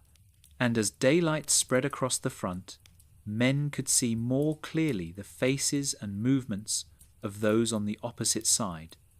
no longer obscured by darkness, and this clarity reinforced the sense of familiarity that had begun the night before. Sentries remained at their posts, weapons close at hand, yet their posture was noticeably relaxed, rifles often lowered, eyes attentive but not tense, and in this quieter stance, the extraordinary nature of the moment became apparent, because Christmas Day passed with routines altered rather than abandoned, shaped by restraint rather than fear. In several sectors, soldiers continued to meet cautiously near the edges of no man's land, exchanging brief greetings in the daylight, sharing a few remaining gifts or pieces of food, and then retreating back to their own lines, as if instinctively aware that the boundaries of the truce needed to be respected to preserve its fragile balance. Meals were eaten with a little more attention than usual, sometimes supplemented by items saved for the holiday. And while the food itself was no different from what had been consumed in previous days, the act of eating on Christmas carried a symbolic weight that elevated the experience, reminding soldiers of similar meals shared with family in years past. Some units held simple religious services, chaplains speaking quietly to small gatherings, prayers offered not for victory, but for safety, endurance, and the hope of eventual peace. And even those who did not attend were aware of these moments, the sound of hymns or spoken words drifting softly through the trenches. The absence of shelling allowed these sounds to travel farther than usual, reinforcing the sense that the day existed outside the normal patterns of the war. Letters were read again, photographs taken out and examined, and conversations turned inward as soldiers reflected on the contrast between this calm and the violence they had come to expect, aware that the pause was temporary, yet grateful for its presence nonetheless. In some areas, informal agreements were made to avoid firing for the remainder of the day, communicated through gestures or brief shouted exchanges, while in others, the truce remained implicit, maintained simply because neither side wished to be the first to break it. The front did not become entirely still, because movement continued behind the lines, supplies were shifted, and orders were quietly prepared. Yet, along the immediate edges of no man's land, the restraint held, creating pockets of peace within a larger conflict. Soldiers used the time to attend to practical matters that had been neglected: cleaning equipment, repairing clothing, or writing letters home. Tasks that took on added significance in the calm because they were carried out without the usual pressure of imminent danger. The weather itself seemed to cooperate, offering clear skies and crisp air in some places, conditions that made the day feel brighter and more open, enhancing the sense of reprieve. As the hours passed, fatigue returned in a gentle way, prompting men to rest where they could, sitting quietly in the trenches or lying back against the earth, allowing themselves a level of relaxation that would normally have felt risky, yet now felt permissible. The awareness that the truce could end at any moment remained present, yet it did not dominate thoughts, because the calm had established its own rhythm, and within that rhythm the day unfolded slowly, marked not by explosions or alerts, but by the simple passage of time. By afternoon, some units began to withdraw from the open ground entirely, returning fully to their trenches, content to let the ceasefire exist as an unspoken understanding rather than a visible gathering. And this gradual retreat helped ease the transition back toward normal operations, preparing the men mentally for what they knew would come next. Christmas Day drew to a close much as it had begun, quietly, with no formal conclusion or declaration. And as dusk approached, the front remained calm in many places, the memory of the night before still shaping behaviour. And while the war had not ended, and no lasting peace had been secured, the day passed without fighting, offering those who experienced it a rare gift, a full day free from violence in the midst of a conflict that would otherwise define their lives for years to come. As Christmas Day slowly gave way to evening and the pale winter light faded once more from the Western Front, the calm that had held for hours began to shift almost imperceptibly, not through a sudden return of violence, but through small changes in posture, tone, and expectation, as soldiers on all sides became increasingly aware that the pause they had shared could not last indefinitely. There was no single moment when the truce officially ended, no signal or announcement to mark its conclusion, and instead it unravelled gently, much as it had formed,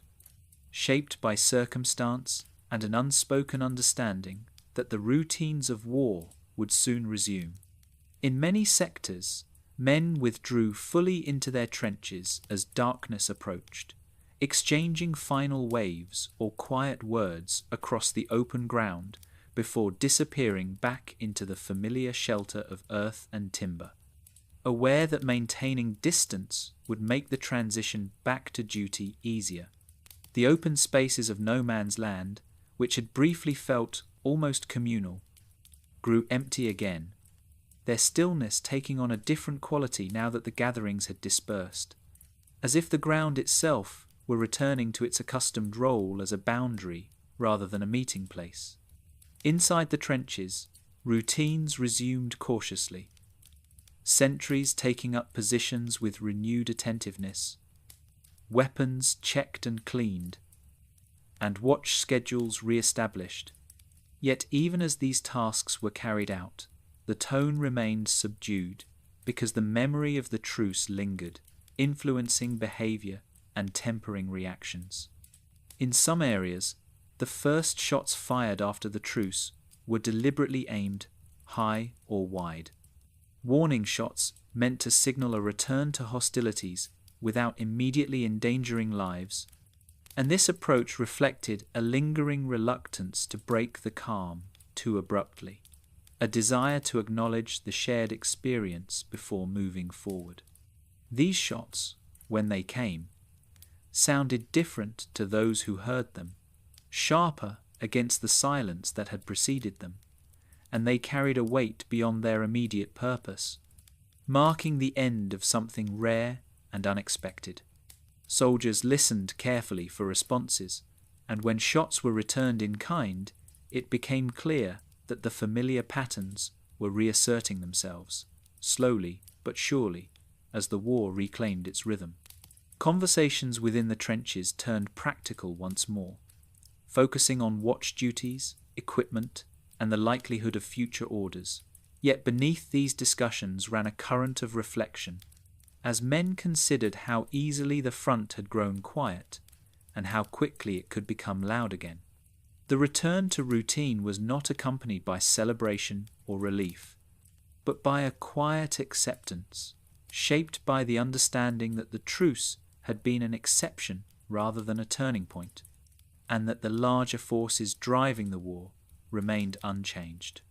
For some soldiers, the transition back to fighting brought a sense of heaviness, not because they doubted their duty, but because the memory of shared humanity made the resumption of hostility feel more complex,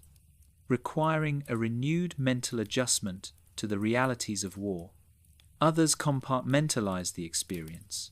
placing it aside as a brief interlude, something to be remembered later but not allowed to interfere with the responsibilities of the present. And this ability to shift perspective reflected the resilience many soldiers had already begun to develop. The night settled in fully, and with it came the familiar sounds of movement along the trenches. Orders passed quietly from one position to another, and the distant thud of artillery in areas where the truce had never taken hold. Reminders that while calm had existed in pockets, the war continued elsewhere without pause. As hours passed, the front gradually returned to its usual state, marked by vigilance and restraint rather than openness. And by the following days, the routines of trench warfare had largely resumed, the truce fading into memory, even as its impact remained present for those who had experienced it. The ease with which the calm dissolved underscored the fragile nature of the event, highlighting how dependent it had been on shared willingness and circumstance rather than formal agreement. And this fragility contributed to the sense that the truce belonged to a specific moment, shaped by the early stage of the war and the unique conditions of that winter. Letters written in the days that followed often mentioned the truce briefly, sometimes with wonder, sometimes with disbelief, as soldiers attempted to describe an experience that felt difficult to convey, aware that it might sound improbable or even inappropriate to those who had not been there. Some chose to downplay the event, focusing instead on routine matters, while others captured its essence in simple terms, describing it as a quiet day without fighting, a shared pause that stood out precisely because it was so unlike the rest of their experience. As the days turned into weeks, the memory of the truce became something carried quietly, not often discussed openly, yet influencing attitudes in subtle ways, shaping how soldiers thought about the enemy and about the war itself. The end of the truce did not erase what had occurred, but it placed it firmly in the past, allowing the machinery of conflict to move forward while leaving behind a trace of what had been possible when restraint and recognition had briefly guided behaviour. In this way, the truce concluded not with a dramatic rupture, but with a gradual return to familiar patterns, a gentle closing of a moment that had opened unexpectedly and which now settled into memory as a quiet reminder of a night and a day when the war had loosened its grip, if only for a short while. In the days that followed Christmas of 1914, as reports from the front gradually made their way up through channels of communication, the response from high command began to take shape, measured at first, then increasingly firm, shaped by concern rather than surprise, because, while the scale of the Christmas truce was unexpected, the possibility of informal ceasefires had always existed wherever opposing forces remained in close proximity for extended periods. Senior commanders on all sides understood that the war depended not only on weapons and logistics, but on maintaining a clear psychological boundary between friend and enemy, and the events of Christmas Eve and Christmas Day challenge that boundary in ways that could not be ignored. Initial reactions varied, with some reports treated cautiously, questioned for accuracy, or dismissed as isolated incidents. Because the idea that large numbers of soldiers had voluntarily ceased fighting and fraternized with the enemy sat uneasily with established military doctrine. As more accounts arrived, however, it became clear that the truce had occurred in multiple sectors along the Western Front, not as a coordinated action, but as a pattern shaped by similar conditions and shared traditions. And this realization prompted concern that such behavior might spread if left unaddressed. High Command worried that prolonged exposure to the enemy as fellow human beings, capable of conversation, generosity, and shared ritual, could weaken the resolve required to sustain a long and costly war, particularly in a conflict that showed no signs of ending quickly. Orders were issued reminding officers and men alike of the importance of maintaining vigilance and avoiding unauthorized contact with the enemy, phrased carefully to reinforce discipline without drawing undue attention to the events themselves, because there was a desire to prevent the truce from becoming a celebrated or widely discussed phenomenon. In some cases, commanders emphasized the need to resume normal operations immediately after the holiday, encouraging patrols, artillery activity, and demonstrations of presence designed to re-establish the familiar rhythm of the front and reinforce the reality of ongoing conflict. These measures were not intended as punishment for those who had participated in the truce, but as preventative steps meant to ensure that similar pauses did not occur again, particularly during future holidays or periods of reduced activity. Officers were instructed to discourage fraternization, to limit opportunities for informal contact, and to maintain a degree of separation that would make spontaneous truces less likely.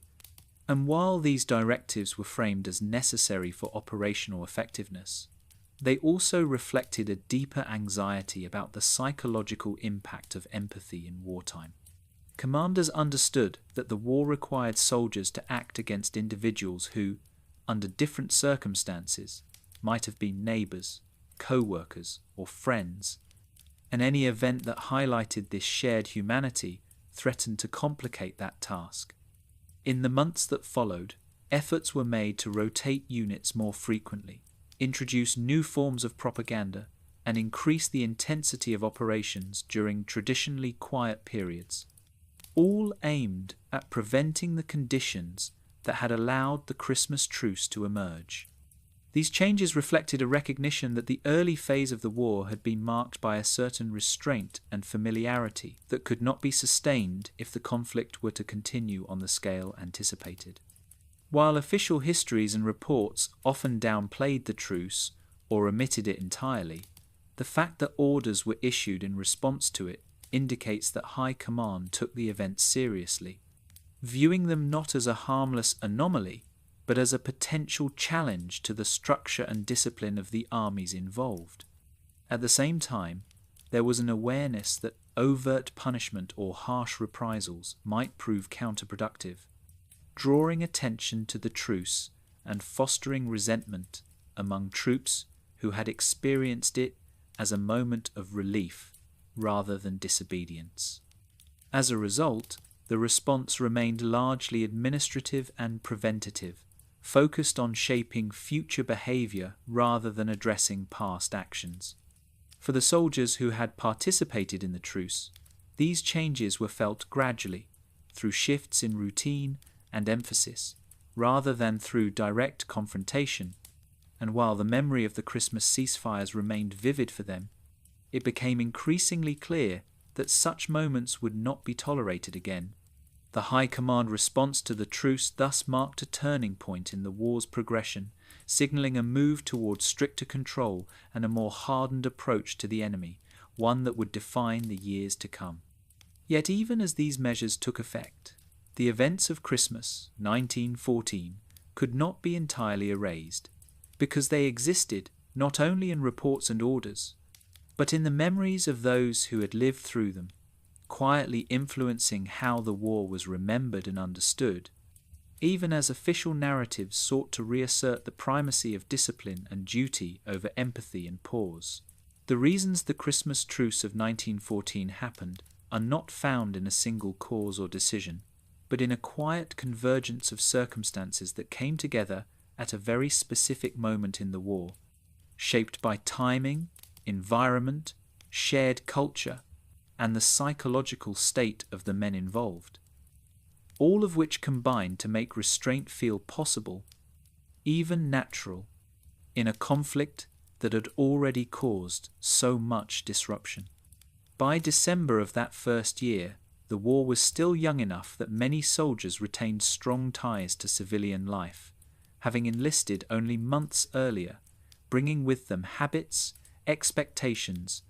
and moral frameworks that had not yet been fully reshaped by prolonged combat. And this closeness to their former lives meant that traditions like Christmas still held deep personal meaning,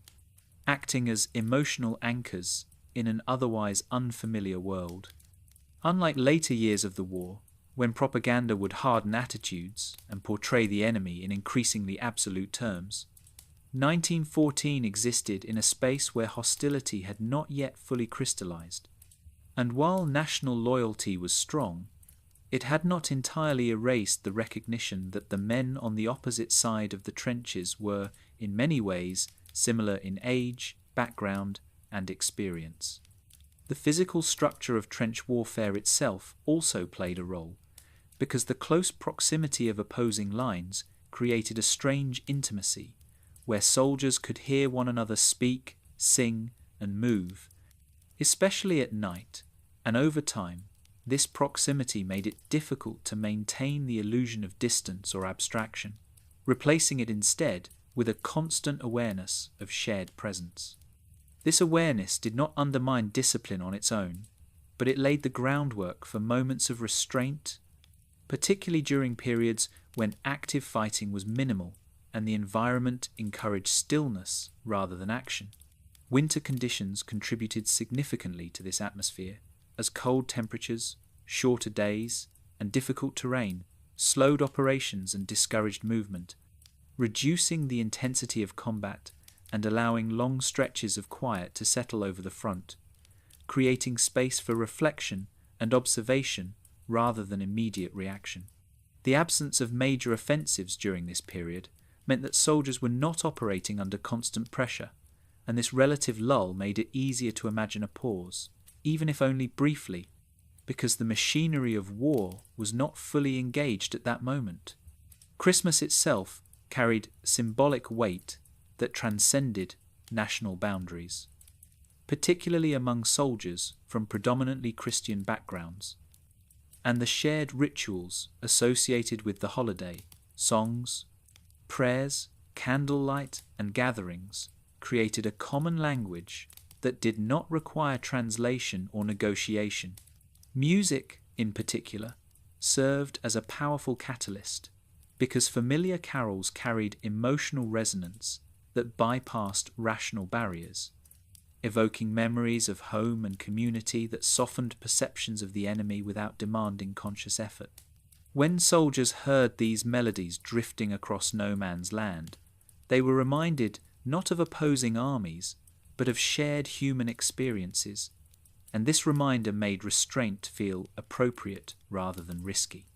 The truce was also shaped by the exhaustion that had already set in, as weeks of discomfort, uncertainty, and limited rest wore down the heightened emotions that often accompany the early stages of conflict, replacing them with a quieter resilience that prioritized stability over confrontation. Fatigue does not always lead to apathy, but in this case, it reduced the appetite for unnecessary aggression, making the idea of holding fire during a holiday night feel reasonable rather than irresponsible.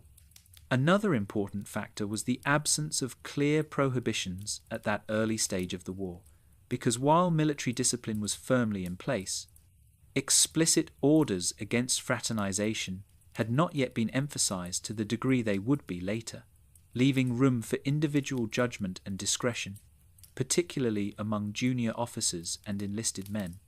This ambiguity allowed the truce to develop organically,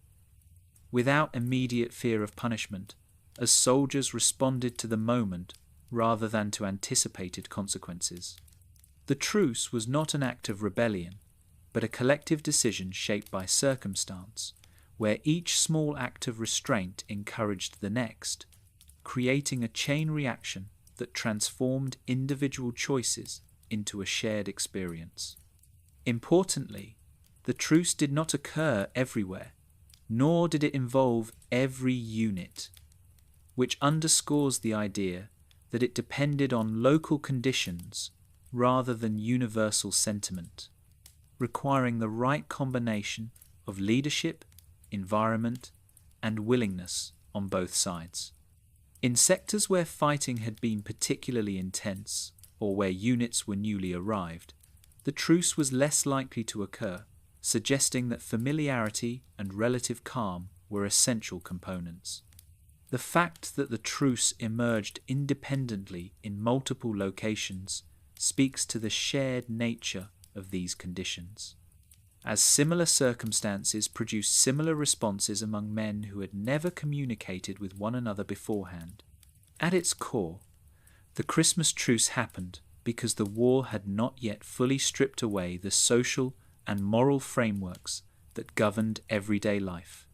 allowing soldiers to act in accordance with deeply ingrained cultural norms when the opportunity arose. These norms emphasized hospitality, respect for the dead, and the observance of sacred time, values that, when activated by the holiday season and reinforced by environmental calm, made cooperation feel natural rather than extraordinary. The truce was also sustained by mutual trust, built moment by moment through restraint, as each side observed the other, honouring the pause, reinforcing the belief that it was safe to continue. This trust did not imply friendship or agreement, but it did create a temporary sense of shared responsibility, where breaking the truce would have felt like a violation of something quietly understood rather than formally agreed upon. Ultimately, the Christmas truce of 1914 happened because it existed at the intersection of human habit and historical moment, made possible by a war that was still young, a season that carried shared meaning, and a group of individuals who, despite their uniforms and orders, remained deeply connected to the cultural and emotional rhythms of the lives they had left behind, allowing a brief, fragile pause to emerge where none had been planned, and reminding those who experienced it that even in the midst of conflict, the capacity for restraint and recognition had not yet been fully extinguished. The reason the Christmas truce of 1914 never truly happened again lies not in a single decision or policy, but in the gradual transformation of the war itself, as the conflict deepened, hardened, and took on a character very different from the one that existed during those early winter months. As 1915 began and the fighting continued without resolution, the war shifted from something that still felt temporary into something that demanded endurance, reshaping the psychology of everyone involved, from the highest levels of command down to the men in the trenches. Time played a crucial role in this change, because as months turned into years, the sense of novelty and uncertainty that had marked the early stages of the war gave way to familiarity and resignation. And with that familiarity came a narrowing of emotional space, as soldiers learned, often unconsciously, to limit empathy as a means of self-preservation. The longer the war lasted, the more difficult it became to sustain moments of restraint, because each new loss reinforced the perception of the enemy not as a distant mirror of oneself, but as the source of ongoing suffering, a shift that hardened attitudes and reduced the likelihood of spontaneous cooperation. The escalation of violence also contributed to this transformation. As new weapons and tactics were introduced, artillery became more powerful and frequent, and the battlefield itself grew more destructive, leaving less room for stillness or reflection. The introduction of chemical weapons, increased bombardment, and the growing scale of casualties altered how soldiers experienced the front, making the environment more chaotic and unpredictable. And in such conditions, the calm necessary for a truce to form became increasingly rare. The war's intensification was accompanied by a corresponding shift in propaganda, as governments and military leaders invested more heavily in shaping public perception and soldier morale, emphasizing the necessity of victory and portraying the enemy in increasingly stark terms.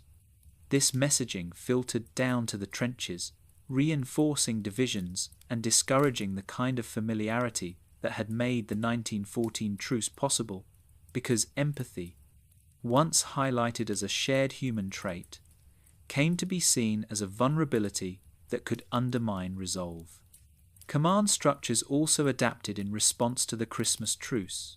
implementing clearer rules against fraternization and increasing oversight during periods traditionally associated with reduced fighting,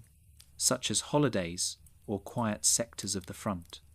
These measures were designed not only to prevent future truces, but to maintain a constant level of tension that would keep soldiers focused on their duties, and over time, these policies reshaped daily routines in subtle but significant ways. Rotations were managed more deliberately to prevent prolonged exposure to the same opposing units, and patrols were scheduled to disrupt any sense of routine or familiarity that might develop across the lines. The composition of the armies themselves changed as well, as early volunteers were replaced or supplemented by conscripts who entered the war with different expectations and experiences, often shaped by years of propaganda and the accumulated stories of loss that had already begun to circulate widely. These newer soldiers arrived at the front with a more defined sense of enmity, having grown up with narratives of sacrifice and national struggle that left less room for ambiguity, and this shift in perspective further reduced the likelihood of spontaneous pauses. The war's expanding scope also meant that the Western Front was no longer the only focus of attention, as fighting spread across multiple theatres, stretching resources and attention, and reinforcing the idea that the conflict was total and all-encompassing, leaving little space for localized exceptions. The emotional toll of prolonged warfare cannot be understated, because as soldiers witnessed repeated loss and destruction, their capacity for openness diminished, replaced by a guardedness that served as a protective barrier against grief. In such an environment, moments of shared humanity did still occur, but they were quieter, more private, and less likely to develop into collective actions like the Christmas truce, because the psychological cost of lowering one's guard had grown too high. Even the calendar itself changed in significance, as holidays became less distinct from ordinary days, absorbed into the relentless progression of the war, and while some units still observed Christmas with small personal rituals, the broader conditions no longer supported the kind of widespread pause that had occurred in 1914. The memory of the truce remained, but it became something spoken of cautiously, if at all, because acknowledging it openly risked inviting scrutiny or discipline, and so it survived primarily in personal letters and later recollections rather than in official accounts. In this way, the absence of subsequent truces was not the result of forgetting, but of deliberate adaptation, as the structures of war evolved to prevent the conditions that had once allowed restraint to flourish. The Christmas truce of 1914 stands alone not because it was uniquely human, but because it occurred at a moment when the war had not yet fully claimed control over the emotional and social lives of those fighting it. And as that control tightened in the years that followed, the space for such an event closed quietly, leaving behind a single, fragile example of what had briefly been possible before the conflict, hardened into something far more unforgiving. In the days and weeks after the Christmas truce had quietly passed, and the routines of war had reasserted themselves, many of the soldiers who had experienced those calm hours felt an urge to record what had happened, not as a formal account, but as a personal memory shared through letters home, written in careful handwriting during moments of rest, often by candlelight or in the dim shelter of a dugout. These letters varied in tone and detail, shaped by the individual voices of the men who wrote them. Yet they shared a common quality of understatement, because even those who had stood in no man's land shaking hands with the enemy struggled to find words that fully captured the strangeness of the experience. Some described the truce simply as a quiet day, mentioning that there had been no fighting and that Christmas had passed peacefully, while others included small, vivid details, singing across the lines, shared cigarettes, or brief conversations with men they had expected to meet only through gunfire. And these details gave life to the event without turning it into something larger than it felt at the time. Many writers seemed uncertain how their stories would be received, and so they often framed the truce as an oddity rather than a revelation, a curious interruption in the war rather than a challenge to it, perhaps aware that their families might find the idea difficult to believe or even unsettling. Letters were subject to censorship, and soldiers knew this, which influenced what they chose to include, encouraging a measured tone that avoided criticism of command or overt reflection on the implications of fraternization, focusing instead on the simple fact that Christmas had been quieter than expected. Even within these constraints, the letters carried a sense of wonder, not expressed loudly, but evident in the care with which moments were described, as if the writers themselves were still processing what they had witnessed. For families reading these letters at home, the accounts offered a glimpse into a version of the war that differed sharply from the headlines and official statements, revealing a complexity that was rarely acknowledged publicly. And while some readers responded with relief that their loved ones had been safe, others felt confusion, unsure how to reconcile the idea of peaceful encounters with the ongoing reality of conflict. Over time, as the war continued and conditions grew harsher, the letters from later months often lacked the reflective tone of those written after Christmas, 1914, focusing instead on endurance and routine, and this contrast made the earlier accounts stand out in retrospect, marking them as belonging to a distinct phase of the war. The memory of the truce persisted in the minds of those who had experienced it, carried quietly alongside other, more difficult memories, and as the years passed, it became something that veterans recalled selectively, sometimes sharing it with fellow soldiers who had been there, sometimes keeping it private, unsure how it would be understood by those who had not witnessed it themselves. For some, the truce remained a source of comfort, a reminder that even in the midst of prolonged hardship, there had been a moment of calm that affirmed their belief in shared humanity, while for others,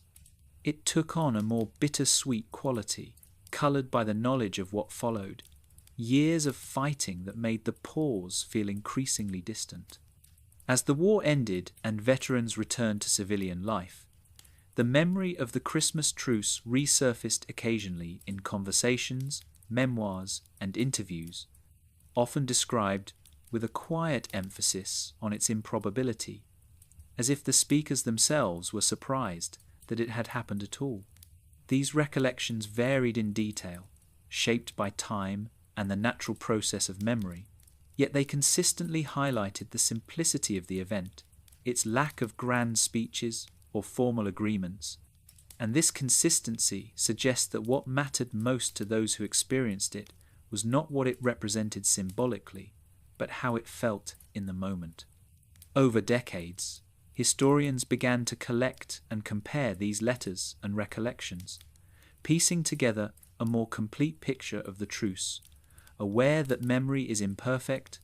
yet recognizing the value of personal testimony in capturing aspects of the event that official records had overlooked or deliberately ignored. In doing so, they revealed how the truce had lived on not through institutional acknowledgement, but through individual remembrance, preserved in family archives, private collections, and oral histories passed down through generations. The act of remembering itself became part of the legacy of the Christmas truce, as each retelling reaffirmed its place in the broader narrative of the war, not as an anomaly to be dismissed, but as an experience that had shaped those who lived through it. In this way, the letters home and the memories that followed ensured that the truce would not be entirely lost to time, even as the war's official histories focused elsewhere, allowing a quiet, human moment to persist through the simple act of remembrance, carried forward by voices that chose to recall a night and a day when the war briefly paused, and when memory itself became a means of preserving what had been felt as much as what had been seen. As the decades passed and the First World War receded further into history, the Christmas truce of 1914 began to occupy a unique and sometimes uncertain place in how the conflict was remembered, studied, and interpreted, because it did not fit neatly into traditional narratives of strategy, victory, or defeat, and instead existed as a quiet interruption, a human moment that resisted simple categorization. Early official histories of the war often made little or no mention of the truce, not because it was unknown, but because it sat uncomfortably alongside accounts that emphasized discipline, sacrifice, and the inevitability of prolonged struggle. And for institutions tasked with shaping national memory, the idea that soldiers had willingly laid down their arms, even briefly, risked complicating those themes. As a result, the truce survived primarily through personal accounts rather than formal recognition, preserved in letters, diaries, and later memoirs that offered glimpses of an experience that felt both real and improbable. When historians began to examine these sources more closely, they approached them with caution, aware that memory can soften edges, amplify moments, or blend separate events together over time. Yet the consistency across independent accounts, written by men who had never met and served in different units, gradually established the truce as a genuine and widespread phenomenon, even if its exact details varied from place to place. This variation became an important part of the historical understanding, because it revealed that there was no single Christmas truce, but rather a series of localized ceasefires, each shaped by its own conditions, leadership, and personalities, united by timing and shared cultural context, rather than by coordination. In studying these events, historians came to appreciate the truce not as a symbolic rejection of war, but as a reflection of how wars are experienced on the ground, shaped by human behavior as much as by policy and planning. Over time, the Christmas truce entered public consciousness more fully, often framed as a poignant reminder of shared humanity in the midst of conflict, and this framing resonated strongly in societies still grappling with the legacy of the war, because it offered a counterpoint to narratives focused solely on loss and destruction. Literature, music, film, and later television drew inspiration from the truce, sometimes portraying it with poetic emphasis, highlighting moments of song, shared meals, and football matches as symbols of peace. And while these portrayals occasionally simplified or romanticized the event, they also played a role in keeping it alive in collective memory, ensuring that it remained part of the broader conversation about the war. Historians have often balanced these cultural interpretations with careful analysis, emphasizing that while the truce was meaningful, it did not alter the course of the conflict, nor did it represent a widespread rejection of military duty, and this balance has helped maintain a nuanced understanding that respects both the human significance of the event and the realities of the war that followed. The truce has also been used as a case study in discussions about military discipline, morale, and the limits of command, illustrating how local conditions and individual choices can momentarily disrupt even the most rigid systems. And in this context, it has informed broader debates about how armies function and how soldiers navigate the tension between obedience and personal values. Educational approaches to the First World War have increasingly included the Christmas truce as a way to humanize the conflict for new generations, offering students an entry point that emphasizes lived experience rather than abstract numbers. And this inclusion reflects a shift in historical scholarship towards social and cultural perspectives that prioritize the voices of ordinary participants. At the same time, historians have cautioned against viewing the truce as evidence that war itself is easily suspended or that shared humanity alone can overcome structural forces,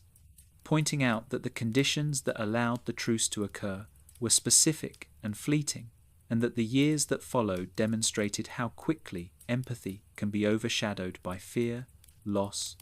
and institutional momentum. The enduring interest in the Christmas truce speaks to a broader desire to find moments of meaning within the vast and often overwhelming history of the First World War. Moments that offer insight into how individuals navigated circumstances beyond their control. Museums, commemorations, and academic works have increasingly acknowledged the truce as part of this landscape, presenting it not as an anomaly to be dismissed, but as a window into the complexity of human behavior under extreme conditions. In this way, the truce has become both a historical event and a symbol, interpreted differently depending on context, yet consistently associated with restraint, recognition, and the possibility of pause.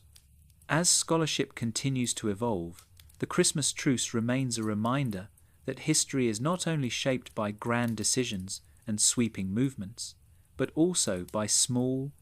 unscripted moments that reveal how people respond when given even the briefest opportunity to act outside the expectations imposed upon them. As the story of the Christmas truce of 1914 is considered from a distance, removed from the immediacy of trenches and winter nights, it naturally invites a quieter kind of reflection, one that moves beyond dates and events and settles into broader questions about war, humanity, and the spaces that exist between them. Because what happened during those hours along the Western Front does not demand dramatic interpretation, but rather patient contemplation. The truce does not present itself as a grand moral lesson or a turning point in history, but as a moment shaped by ordinary people responding to extraordinary circumstances in ways that felt instinctive rather than deliberate, and in that simplicity lies much of its enduring resonance. War, by its nature,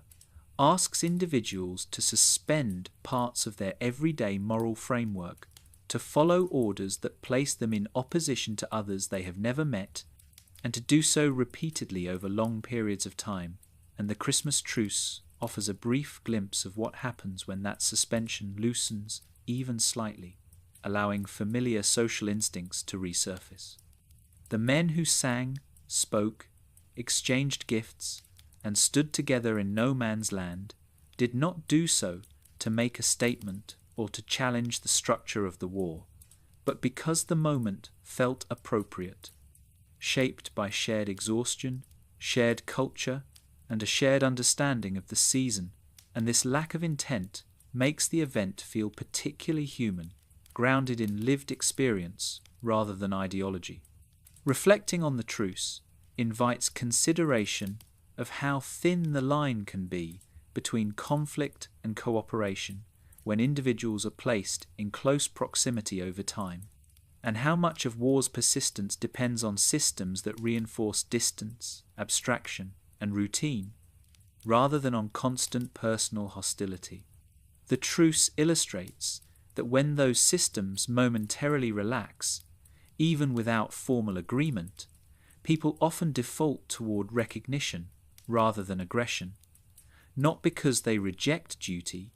but because recognition feels natural in the absence of immediate threat. At the same time, the truce also underscores the limits of such moments, because while shared humanity can interrupt conflict, it does not easily dismantle the structures that sustain it. And the war resumed not because the men had forgotten what they experienced, but because the forces driving the conflict extended far beyond the individuals standing in the trenches. This duality, the presence of humanity alongside the persistence of war, gives the Christmas truce its quiet complexity, resisting simple conclusions and encouraging a more measured understanding of how people navigate moral choices under constraint. For those who experienced the truce firsthand, the memory likely carried different meanings at different times, offering comfort in some moments and prompting difficult reflection in others, particularly as the war continued and losses accumulated. Yet even in these shifting interpretations, the core experience remained intact, a memory of calm that stood apart from the surrounding chaos. From a broader perspective, the truce invites reflection on how environments shape behavior and how changes in pace, noise, and routine can open space for different responses, suggesting that the constant intensity of modern warfare leaves little room for pause, precisely because it is designed to prevent such moments from occurring. The quiet of Christmas Eve 1914, shaped by winter conditions and early war circumstances, created a rare opening, and within that opening, ordinary social behaviours resurfaced, offering a reminder that conflict does not erase identity so much as suppress it. Considering the truce today, it is tempting to view it through a lens of longing as evidence of a peace that might have been possible. Yet such interpretations risk placing expectations on the event that it was never meant to bear, because the truce was not a solution or a protest, but a momentary alignment of conditions that allowed people to act according to deeply ingrained habits of respect and recognition. In this sense, its value lies not in what it promised, but in what it revealed, that even within systems built for conflict, there exist brief spaces where alternative behaviours can emerge, shaped by culture, memory, and circumstance. The truce also encourages reflection on how history remembers moments of quiet as much as moments of noise, and how such moments can offer insight into the lived experience of war in ways that statistics and timelines cannot, because they capture the texture of daily life and the emotional rhythms that accompany it. In listening to or reading about the Christmas truce, one is invited not to judge or idealize, but simply to observe, to sit with the understanding that war is experienced by individuals who carry with them the same social instincts and emotional capacities that shape life in peacetime, even if those capacities are often constrained or redirected. The calm that settled over parts of the Western Front during those hours did not erase suffering or bring lasting peace, but it did offer a pause that allowed humanity to surface without fanfare, and in reflecting on that pause, there is space to consider how similar moments might appear in other contexts, often unnoticed or unrecorded, yet equally meaningful to those who experience them. Ultimately, the Christmas truce invites a gentle kind of reflection, one that does not seek to extract lessons or make demands, but simply acknowledges the complexity of human behaviour in extreme circumstances and allows the event to exist as it was, a quiet interruption shaped by time, place, and people, offering a fleeting reminder that even amid conflict, the capacity for recognition remains, waiting for the rare moments when conditions allow it to emerge. As the story of the Christmas truce of 1914 slowly comes to rest, it does so without needing a strong conclusion or a final statement, because the meaning of that night and day was never found in grand outcomes, but in the quiet way it unfolded and then gently passed, leaving behind memories rather than changes to the course of the war itself. The trenches returned to their routines, the seasons moved on, and the conflict continued in ways that grew heavier and more demanding. Yet for those who were there, the memory of that pause remained, tucked away alongside everything else they carried with them, a reminder that for a short while the war had loosened its hold and allowed space for something different to exist. It wasn't a miracle and it wasn't a solution, just a moment shaped by cold air, familiar songs, shared fatigue, and the simple recognition of one another as people rather than positions on a map. And perhaps that's why it has endured so quietly in memory, because it never tried to be more than it was. Tonight, as you listen, from wherever you are, at whatever hour has brought you here, that same quiet quality can settle in. The sense of time slowing, of nothing being required of you except rest, and the story can fade naturally, the way the truce itself did, without urgency or noise. And if you've made it all the way to the end and found something here that you enjoyed or that helped you unwind, you're always welcome to subscribe and join me again for new stories each week, shared slowly and calmly. And for now, there's nothing else to do, no place to be, just the gentle close of a story that once unfolded under a winter sky, and the space to let your thoughts drift and your night continue in peace.